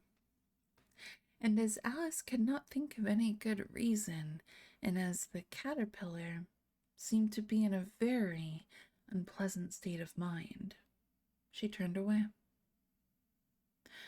"Come back," the caterpillar called after her. "I've something important to say." This sounded promising, certainly. Alice turned and came back again. "Keep your temper," said the caterpillar. "Is that all?" said Alice, swallowing down her anger as well as she could. "No," said the caterpillar.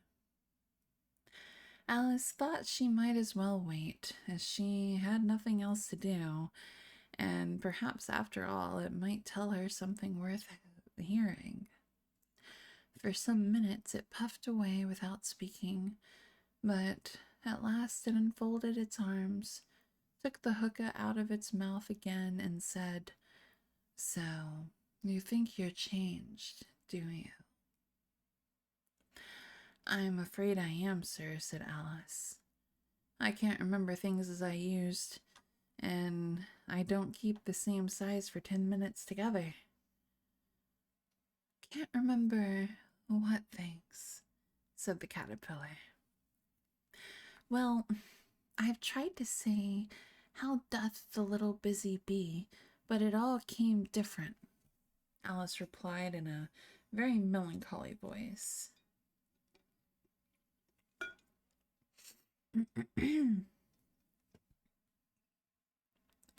"Repeat, 'You are old, Father William,'" said the caterpillar. Alice folded her hands and began. "You are old, Father William," the young man said, "and your hair has become very white. And yet you incessantly stand on your head. Do you think, at your age, it is right?" "In my youth," Father William replied to his son, "I feared it might injure the brain. But now that I'm perfectly sure I have none, why, I do it again and again." "You are old," said the youth, "as I mentioned before, and have grown most uncommonly fat. Yet you turned a back somersault in at the door. Pray, what is the reason of that?" "In my youth," said the sage, as he shook his grey locks, "I kept all my limbs very supple. By the use of this ointment, 1 shilling the box. Allow me to sell you a couple." "You are old," said the youth, "and your jaws are too weak for anything tougher than suet. Yet you finished the goose with the bones and the beak. Pray, how did you manage to do it?"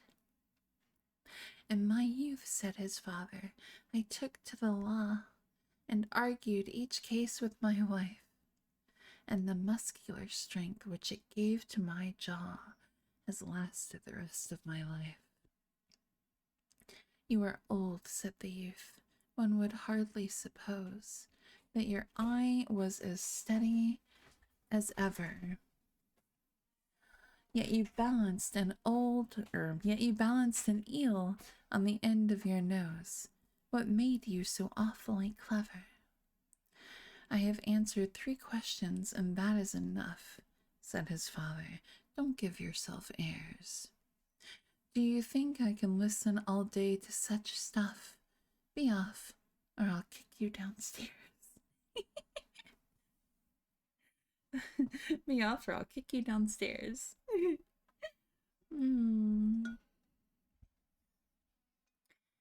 Yay! Yay, good job getting that cleaning done. Good job. "That is not said right," said the caterpillar. "Not quite right, I'm afraid," said Alice timidly. "Some of the words have got altered." "It is wrong from beginning to end," said the caterpillar decidedly, and there was silence for some minutes. The caterpillar was the first to speak. "What size do you want to be?" it asked. "Oh, I'm not particular as to size," Alice hastily replied. "Only one doesn't like changing so often, you know." "I don't know," said the caterpillar. Alice said nothing. She had never been so much contradicted in her life before, and she felt that she was losing her temper. Are you content now? Said the caterpillar.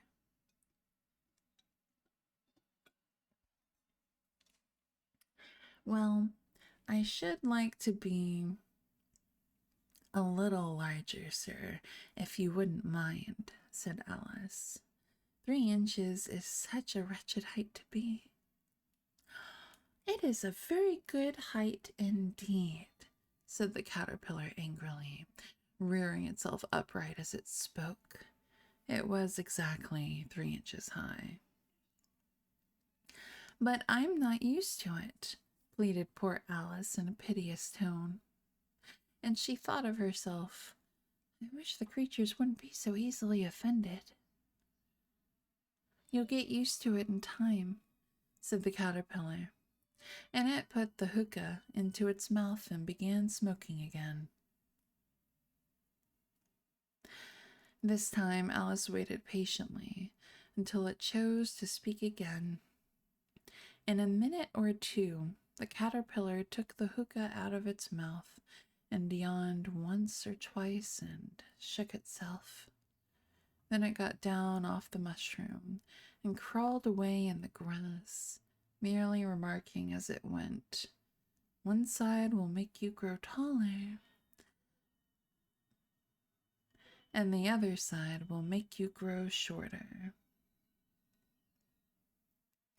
One side of what? The other side of what? Thought Alice to herself. Of the mushroom, said the caterpillar, just as if she had asked it aloud. And in another moment it was out of sight. Alice remained looking thoughtfully at the mushroom for a minute, trying to make out which were the 2 sides of it, and as it was perfectly round, she found this a very difficult question. However, at last she stretched her arms round it as far as they would go and broke off a bit of the edge with each hand.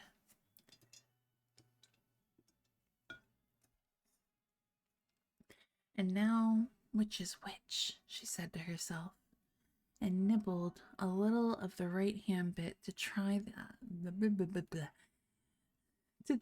effect. The next moment she felt a violent blow underneath her chin. It had struck her foot. She was a good deal frightened by this very sudden change, but she felt that there was no time to be lost as she was shrinking rapidly, so she set to work at once to eat some of the other bit. Her chin was pressed so closely against her foot that there was hardly room to open her mouth, but she did it at last and managed to swallow a morsel of the left-hand bit.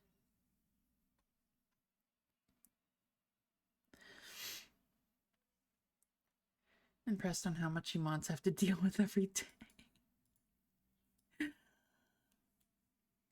They have a lot on their plate. Come, my head's free at last. The reggae is playing in my head. What? Okay. Okay, never mind. My head's free at last, said Alice in a tone of delight, which changed into alarm in another moment, when she found that her shoulders were nowhere to be found.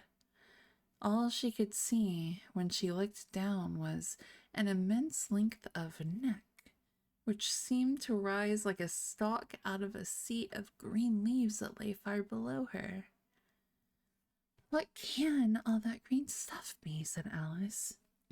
And where have my shoulders got to? And, oh, my poor hands. How is it I can't see you? She was moving them about as she spoke, but no result seemed to follow, except a little shaking among the distant green leaves.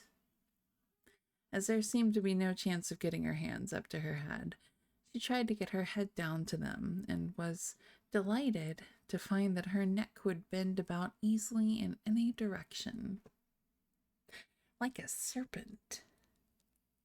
She had just succeeded in curving it down into a graceful zigzag and was going to dive in among the leaves, which she found to be nothing but the tops of the trees under which she had been wandering, when a sharp hiss made her draw back in a hurry.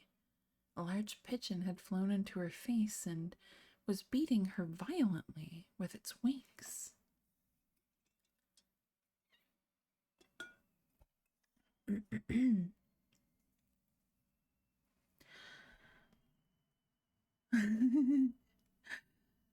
Oh, I can't wait. I can't wait to let you all in on the event that the mods are working on.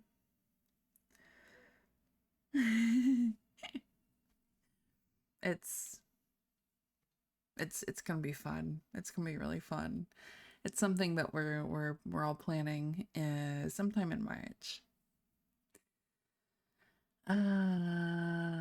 Serpent, screamed the pigeon. I'm not a serpent, said Alice indignantly. Let me alone. Serpent, I say again, repeated the pigeon, but in a more subdued tone, and added with a kind of sob, I've tried every way, and nothing seems to suit them. I haven't the least idea what you're talking about, said Alice. I've tried the roots of trees, and I've tried banks, and I've tried hedges, the pigeon went on without attending to her. But those serpents, there's no pleasing them. Alice was more and more puzzled, but she thought there was no use in saying anything more till the pigeon had finished. As if it wasn't trouble enough hatching the eggs, said the pigeon, but I must be on the lookout for serpents night and day. Why, I haven't had a wink of sleep these 3 weeks. I'm very sorry you've been annoyed, said Alice, who was beginning to see its meaning. And just as I'd taken the highest tree in the wood, continued the pigeon, raising its voice to a shriek, and just as I was thinking I should be free of them at last, they must needs come wriggling down from the sky. Ugh, serpent. But I'm not a serpent, I tell you, said Alice. I'm a... Well, what are you? Said the pigeon. I can see you're trying to invent something. I'm a little girl, said Alice rather doubtfully, as she remembered the number of changes she had gone through that day. A likely story indeed, said the pigeon in a tone of the deepest contempt. I've seen a good many little girls in my time, but never one with such a neck as that.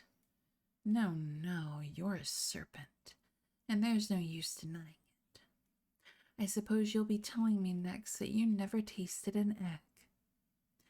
I have tasted eggs, certainly, said Alice, who was a very truthful child. But little girls eat eggs quite as much as serpents do, you know. I don't believe it, said the pigeon. But if they do, why then, they're a kind of serpent. That's all I can say.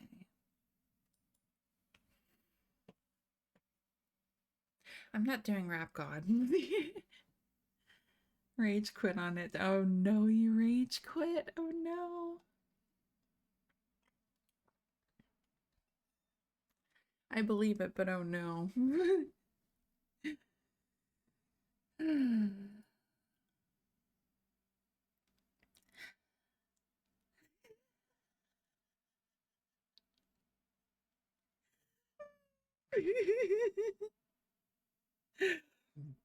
Yeah, okay, that's fair. This was such a new idea to Alice that she was quite silent for a minute or two, which gave the pigeon the opportunity of adding, You're looking for eggs, I know that well enough. And what does it matter to me whether you're a little girl or a serpent? It matters a good deal to me, said Alice hastily. But I'm not looking for eggs, as it happens, and if I was, I shouldn't want yours. I don't like them raw. Well, be off then, said the pigeon in a sulky tone, as it settled down again into its nest.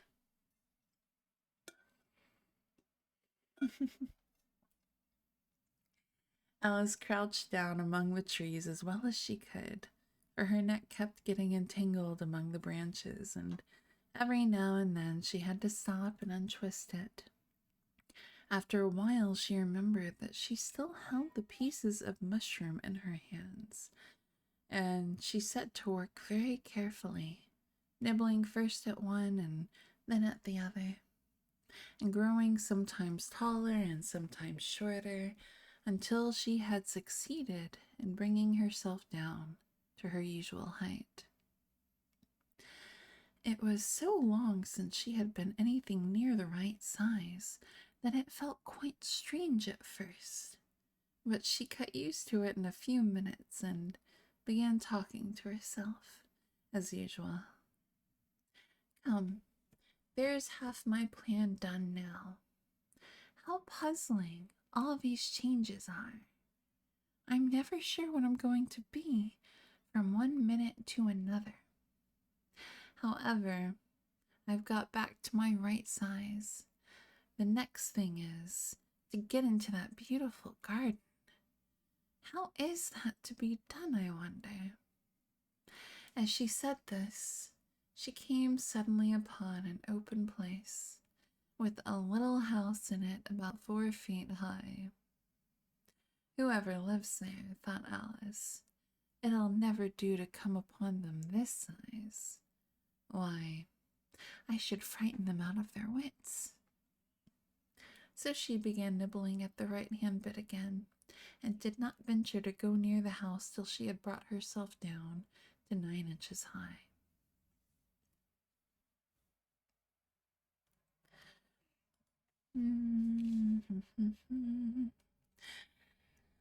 Oh, goodness. Chapter 6.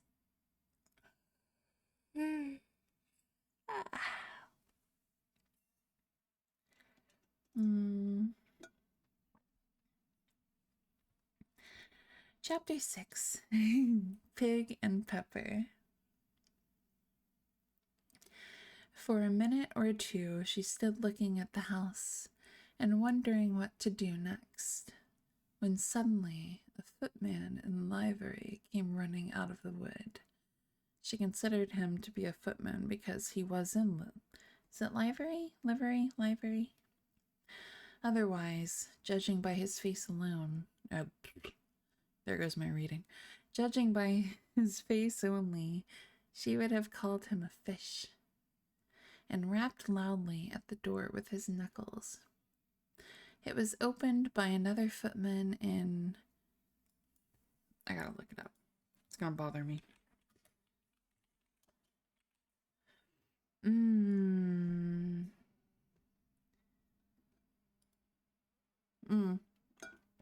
It's livery. Okay. It was opened by another footman in livery, with a round face and large eyes like a frog, and both footmen, Alice noticed, had powdered hair that curled all over their heads.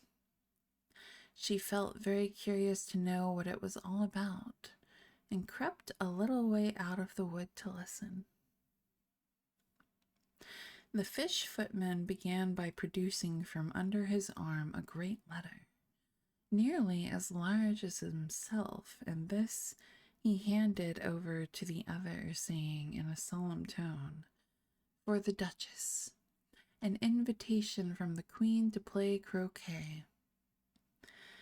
The frog footman repeated, in the same solemn tone, only changing the order of the words a little, "From the Queen, an invitation for the Duchess to play croquet." Then they both bowed low, and their curls got entangled together.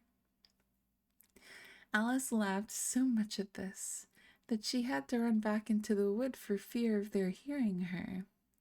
And when she next peeped out, the fish footman was gone, and the other was sitting on the ground near the door, staring stupidly up into the sky. Alice went timidly up to the door and knocked. "There's no sort of use in knocking," said the footman, "and that for 2 reasons. First, because I'm on the same side of the door as you are. Secondly, because they're making such a noise inside, no one could possibly hear you." And certainly there was a most extraordinary noise going on within. A constant howling and sneezing, and every now and then a great crash, as if a dish or kettle had been broken to pieces.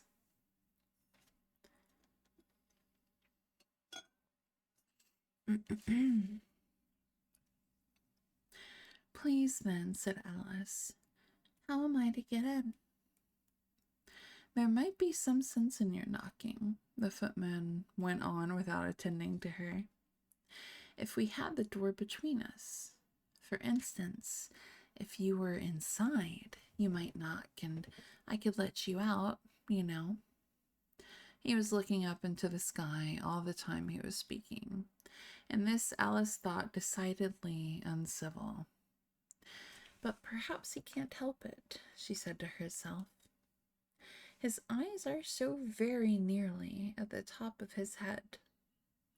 But at any rate, he might answer questions. How am I to get in?" she repeated aloud. "I shall sit here," the footman remarked, "till tomorrow." At this moment the door of the house opened, and a large plate came skimming out, straight at the footman's head. It just grazed his nose, and broke to pieces against one of the trees behind him. "Or next day, maybe," the footman continued in the same tone, exactly as if nothing had happened. "How am I to get in?" asked Alice again, in a louder tone. "Are you to get in at all?" said the footman. "That's the first question, you know." It was, no doubt, only Alice did not like to be told so. "It's really dreadful," she muttered to herself, "the way all the creatures argue. It's enough to drive one crazy."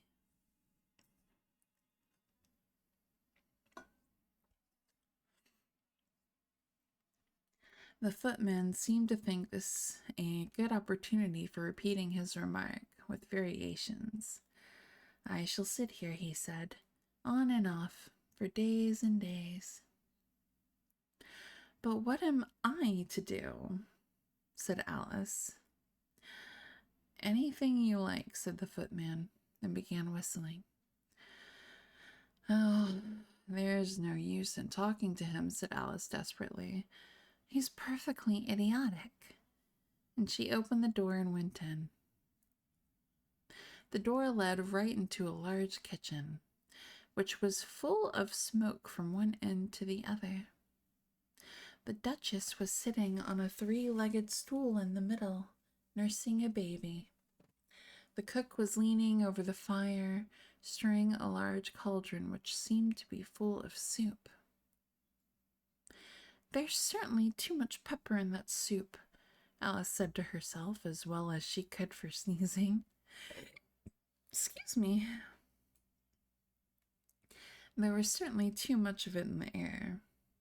Even the Duchess sneezed occasionally, and as for the baby, it was sneezing and howling alternately without a moment's pause. The only things in the kitchen that did not sneeze were the cook and a large cat which was sitting on the hearth and grinning from ear to ear. "Please would you tell me," said Alice, a little timidly, for she was not quite sure whether it was good manners for her to speak first, "why your cat grins like that?" "It's a Cheshire cat," said the Duchess. And that's why, pig. She said the last word with such. Oh, she didn't say it like that. Pig! She said the last word with such sudden violence that Alice quite jumped. That's not the music that I put on. There we go.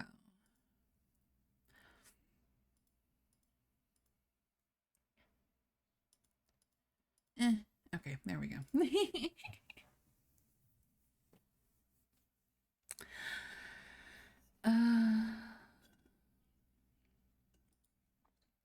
But she saw in another moment that it was addressed to the baby and not to her. So she took courage and went on again. I didn't know that Cheshire cats always grinned. In fact, I didn't know that cats could grin. Of course cats can grin. They all can, said the Duchess, and most of them do. I don't know of any that do, Alice said very politely, feeling quite pleased to have got into a conversation. You don't know much, said the Duchess, and that's a fact. I have to say pig more forcefully, I know, right? Hi, Johnny. Alice did not at all like the tone of this remark, and thought it would be as well to introduce some other subject of conversation. While she was trying to fix on one, the cook took the cauldron of soup off the fire and at once set to work throwing everything within her reach at the Duchess and the baby. The fire irons came first, then followed a shower of saucepans, plates, dishes. The Duchess took no notice of them, even when they hit her, and the baby was howling so much already that it was quite impossible to say whether the blows hurt it or not.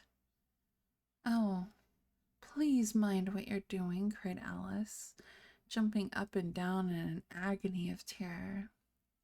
Oh, there goes his precious nose, as an unusually large saucepan flew close by it and very nearly carried it off. If everybody minded their own business, the Duchess said in a hoarse growl, the world would go round a deal faster than it does. Which would not be an advantage, said Alice, who felt very glad to get an opportunity of showing off a little of her knowledge. Just think of what work it would make with the day and night. You see, the earth takes 24 hours to turn round on its axis. Talking of axes, said the Duchess, chop off her head. Alice glanced rather anxiously at the cook to see if she meant to take the hint, but the cook was busily stirring the soup and seemed not to be listening. So she went on again. 24 hours, I think. Or is it 12? Don't bother me, said the Duchess. I never could abide figures. And with that she began nursing her child again, singing a sort of lullaby to it as she did so, and giving it a violent shake at the end of every line. Speak roughly to your little boy and beat him when he sneezes. He only does it to annoy, because he knows it teases. God. Chorus in which the cook and the baby joined. Wow, wow, wow. While the Duchess sang the second verse of the song, she kept tossing the baby violently up and down, and the poor little thing howled so that Alice could hardly hear the words. I speak severely to my boy, I beat him when he sneezes, for he can thoroughly enjoy the pepper when he pleases. Chorus time, all of them singing, wow, wow, wow. Here, you may nurse it a bit if you like, the Duchess said to Alice, flinging the baby at her as she spoke. I must go and get ready to play croquet with the Queen. And she hurried out of the room. The cook threw a frying pan after her as she went out, but it just missed her. It was hilarious. You don't get songs and books like you used to. Thank you for the hydrate.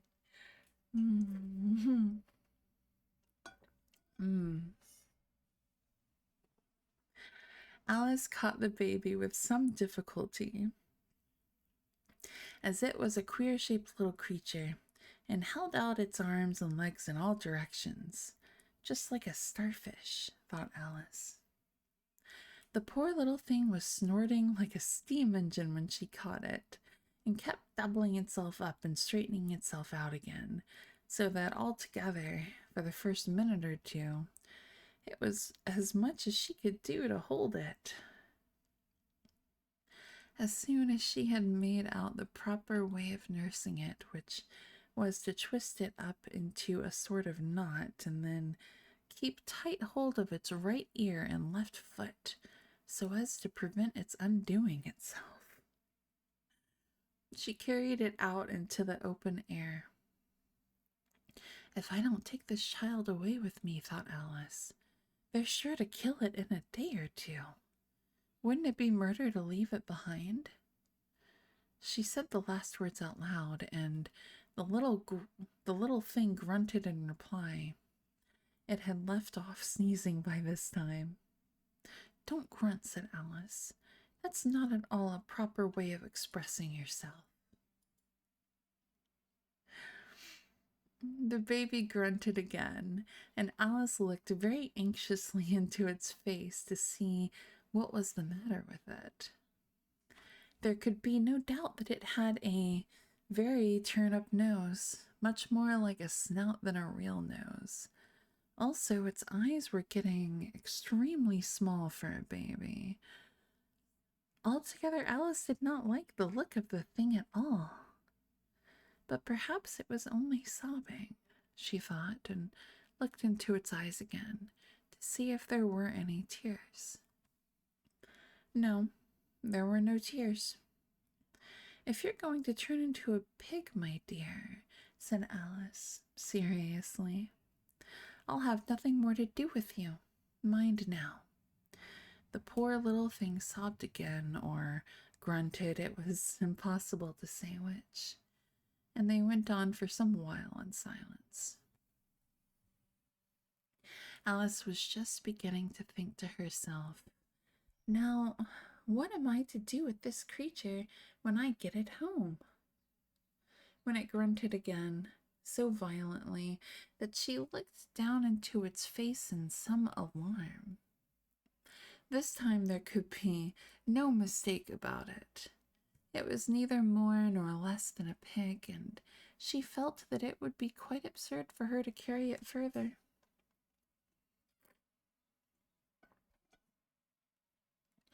So she set the little creature down and felt quite relieved to see it trot away quietly into the wood.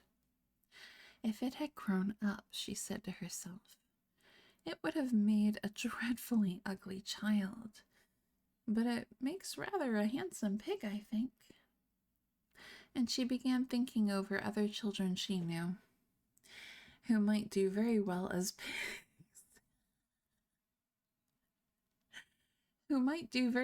pigs. And was just saying to herself, if one only knew the right way to change them, when she was a little startled by seeing the Cheshire Cat sitting on a bough of a tree a few yards off. The cat only grinned when it saw Alice. It looked good-natured, she thought. Still, it had very long claws and a great many teeth, so she felt that it ought to be treated with respect. Cheshire Puss, she began rather timidly. as she did not at all know whether it would like the name. However, it only grinned a little wider. Come, it's pleased so far, thought Alice, and she went on. Would you tell me, please, which way I ought to go from here? That depends a good deal on where you want to get to, said the cat. I don't much care where, said Alice. Then it doesn't matter which way you go, said the cat. As so long as I get somewhere, Alice added as an explanation.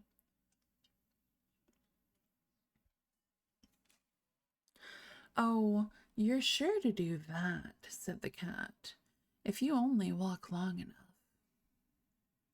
Alice felt that this could not be denied, so she tried another question. What sort of people live about here? In that direction, the cat said, waving its right paw around, lives a hatter, and in that direction, waving the other paw, lives a March hare. Visit either you like, they're both mad. But I don't want to go among mad people, Alice remarked. Oh, you can't help that, said the cat. We're all mad here. I'm mad. You're mad. How do you know I'm mad? Said Alice. You must be, said the cat, or you wouldn't have come here. Alice didn't think that proved it at all, however. She went on. And how do you know that you're mad? To begin with, said the cat, a dog's not mad. You grant that? I suppose so, said Alice. Well then, the cat went on, you see, a dog growls when it's angry and wags its tail when it's pleased. Now, I growl when I'm pleased and wag my tail when I'm angry. Therefore, I'm mad. I call it purring, not growling, said Alice.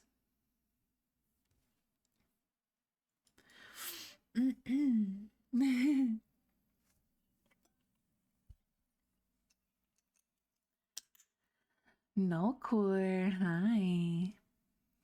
Thank you for being here. And the Cheshire Cat said to Alice, you got that Unk bod, no cap. Oh my god, why did I read that? Oh. Sounds like a Banshee stream. Sure.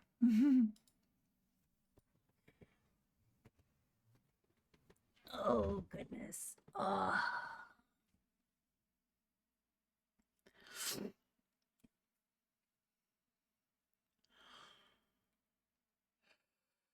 I hate it. I hate it. I hate it. I hate it. I hate it. I know the autopilot kicked in a little too fast. It really did. Okay. Call it what you like, said the cat. Do you play croquet with the queen today? I should like it very much, said Alice, but I haven't been invited. You'll see me there, said the cat, and vanished. Alice was not much surprised at this. She was getting so used to queer things happening. While she was looking at the place where it had been, it suddenly appeared again. By the by, what became of the baby? Said the cat. I'd nearly forgotten to ask. It turned into a pig, Alice quietly said, just as if it had come back in a natural way. I thought it would, said the cat, and vanished again. The melanator. Hi, welcome in. Alice waited a little, half expecting to see it again, but it did not appear, and after a minute or two she walked on in the direction in which the March Hare was said to live. "I've seen hatters before," she said to herself. "The March Hare will be much the most interesting, and perhaps as this is May, it won't be raving mad. At least not so mad as it was in March." As she said this, she looked up, and there was the cat again, sitting on a branch of a tree. "Did you say pig or fig?" said the cat. "I said pig," replied Alice, "and I wish you wouldn't keep appearing and vanishing so suddenly. You make one quite giddy." "All right," said the cat, and this time it vanished quite slowly, beginning with the end of the tail and ending with the grin, which remained some time after the rest of it had gone. "Well, I've often seen a cat without a grin," thought Alice, "but a grin without a cat. It's the most curious thing I ever saw in my life." She had not gone much farther before she came in sight of the house of the March Hare. She thought it must be the right house, because the chimneys were shaped like ears and the roof was thatched with fur. It was so large a house that she did not like to go near till she had nibbled some more of the left-hand bit of mushroom, and raised herself to about 2 feet high. Even then she walked up towards it rather timidly, saying to herself, "Suppose it should be raving mad after all. I almost wish I'd gone to see the Hatter instead." And I think at that part, I think we're gonna stop there for tonight.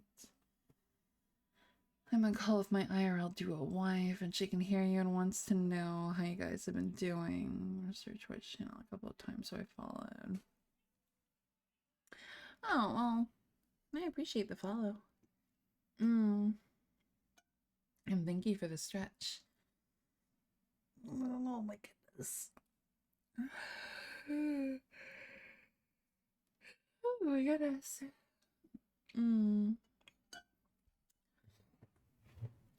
So we will probably pick up. Where's my pen? Where's my pen?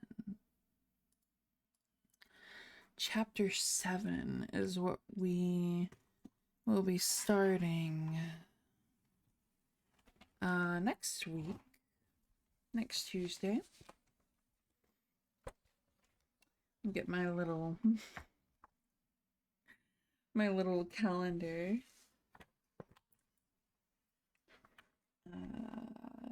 Adventures in Wonderland. Chapter 7, which is a mad tea party. No, it's good. It's good. I'm enjoying it. I am enjoying it.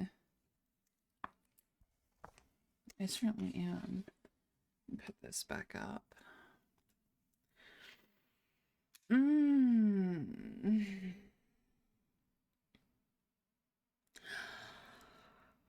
Oh my god. If you can find it, there's a really creepy, fun adaptation of this that is mostly stop motion from the Czechoslovakia. Oh, interesting. Interesting. I know there I've definitely seen a few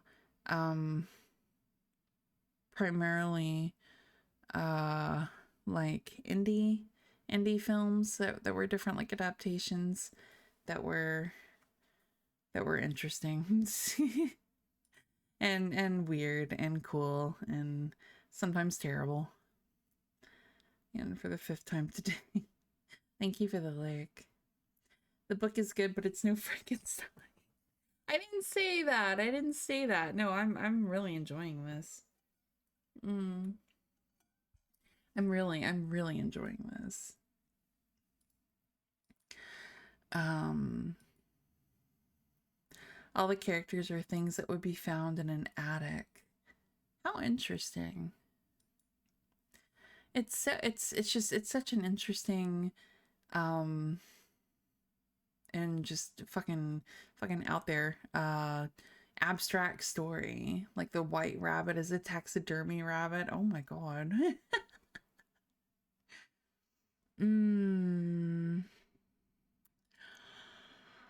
But yes. That was, oh my goodness. So yawny. That was good stuff. That was good stuff. I was enjoying myself. I hope y'all were doing the same. I do. I certainly do. Watch too many obscure movies. Yeah, that's fair. That's fair. Who is doing ASMR tonight? Who? What is that?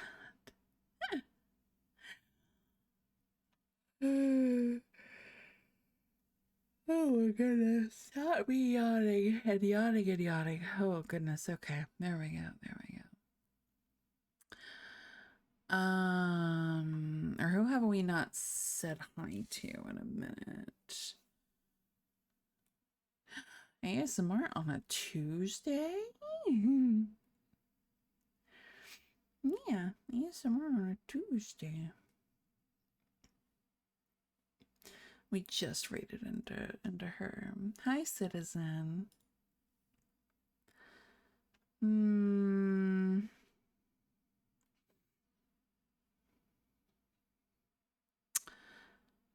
Let's see.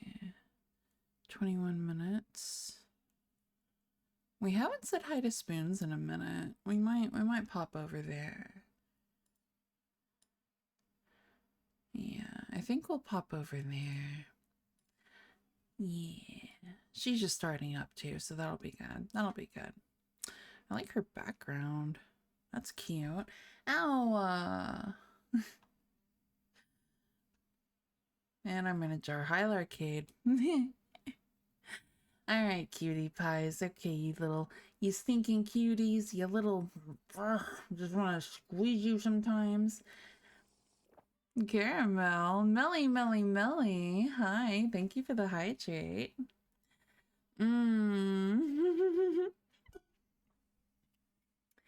Oh, Melly. Speaking of Melly, Thursday night, y'all. Thursday night. 9 p.m. Fuck, no. 8:30 Central Standard Time, I think. If you were to squeeze a band, don't squeeze me. Not tomorrow, Thursday.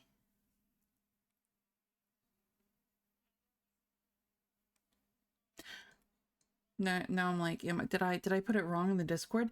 Anyway, Thursday night. Thursday night. Just guess the time. I think it's like slated for like 8:30-ish. Me, Melly, Serena, and Catnips. Does it say Wednesday? Fuck. Did I actually put it in wrong? Did I put it in wrong?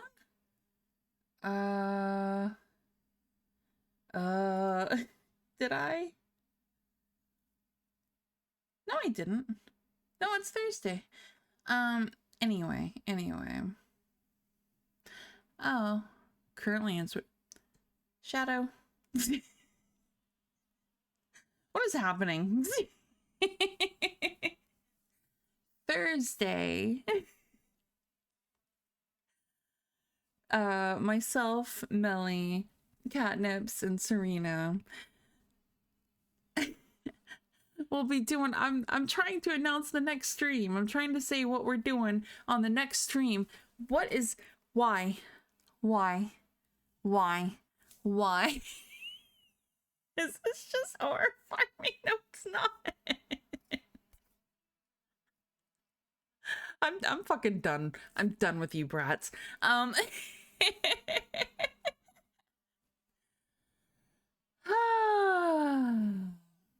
Gaslighting is crazy here. I hate it here too. Thank you so much. Yeah, we'll be doing like a tea talks, like we'll be talking about relationship stuff, given our super I don't know, unprofessional opinions on relationship advice and stuff, and it'll be fun. I mean, come on, four girls, good questions. Can I ask any questions during it? You can. I'm not gonna say how many we're gonna actually answer of yours because it's you, but yeah. Single people really give the best advice. Honestly, well, I mean, think about it though. Think about it. We're we haven't always been single, you know, because you is wild. Okay. No jokes about Banshee's age during this call. I hate everything about this. Super unprofessional opinion. Mm-hmm. Coming from some really nice voices, okay? Like, all... Melly's got a fantastic voice. Kat's got a great voice. Serena, y'all know Serena. Like, come on. It's not. Stop fucking gaslighting me. I hate everything. This is Doki Doki repeated. Let's start the raid. Let's go say hi to Spoons. I'm done with y'all.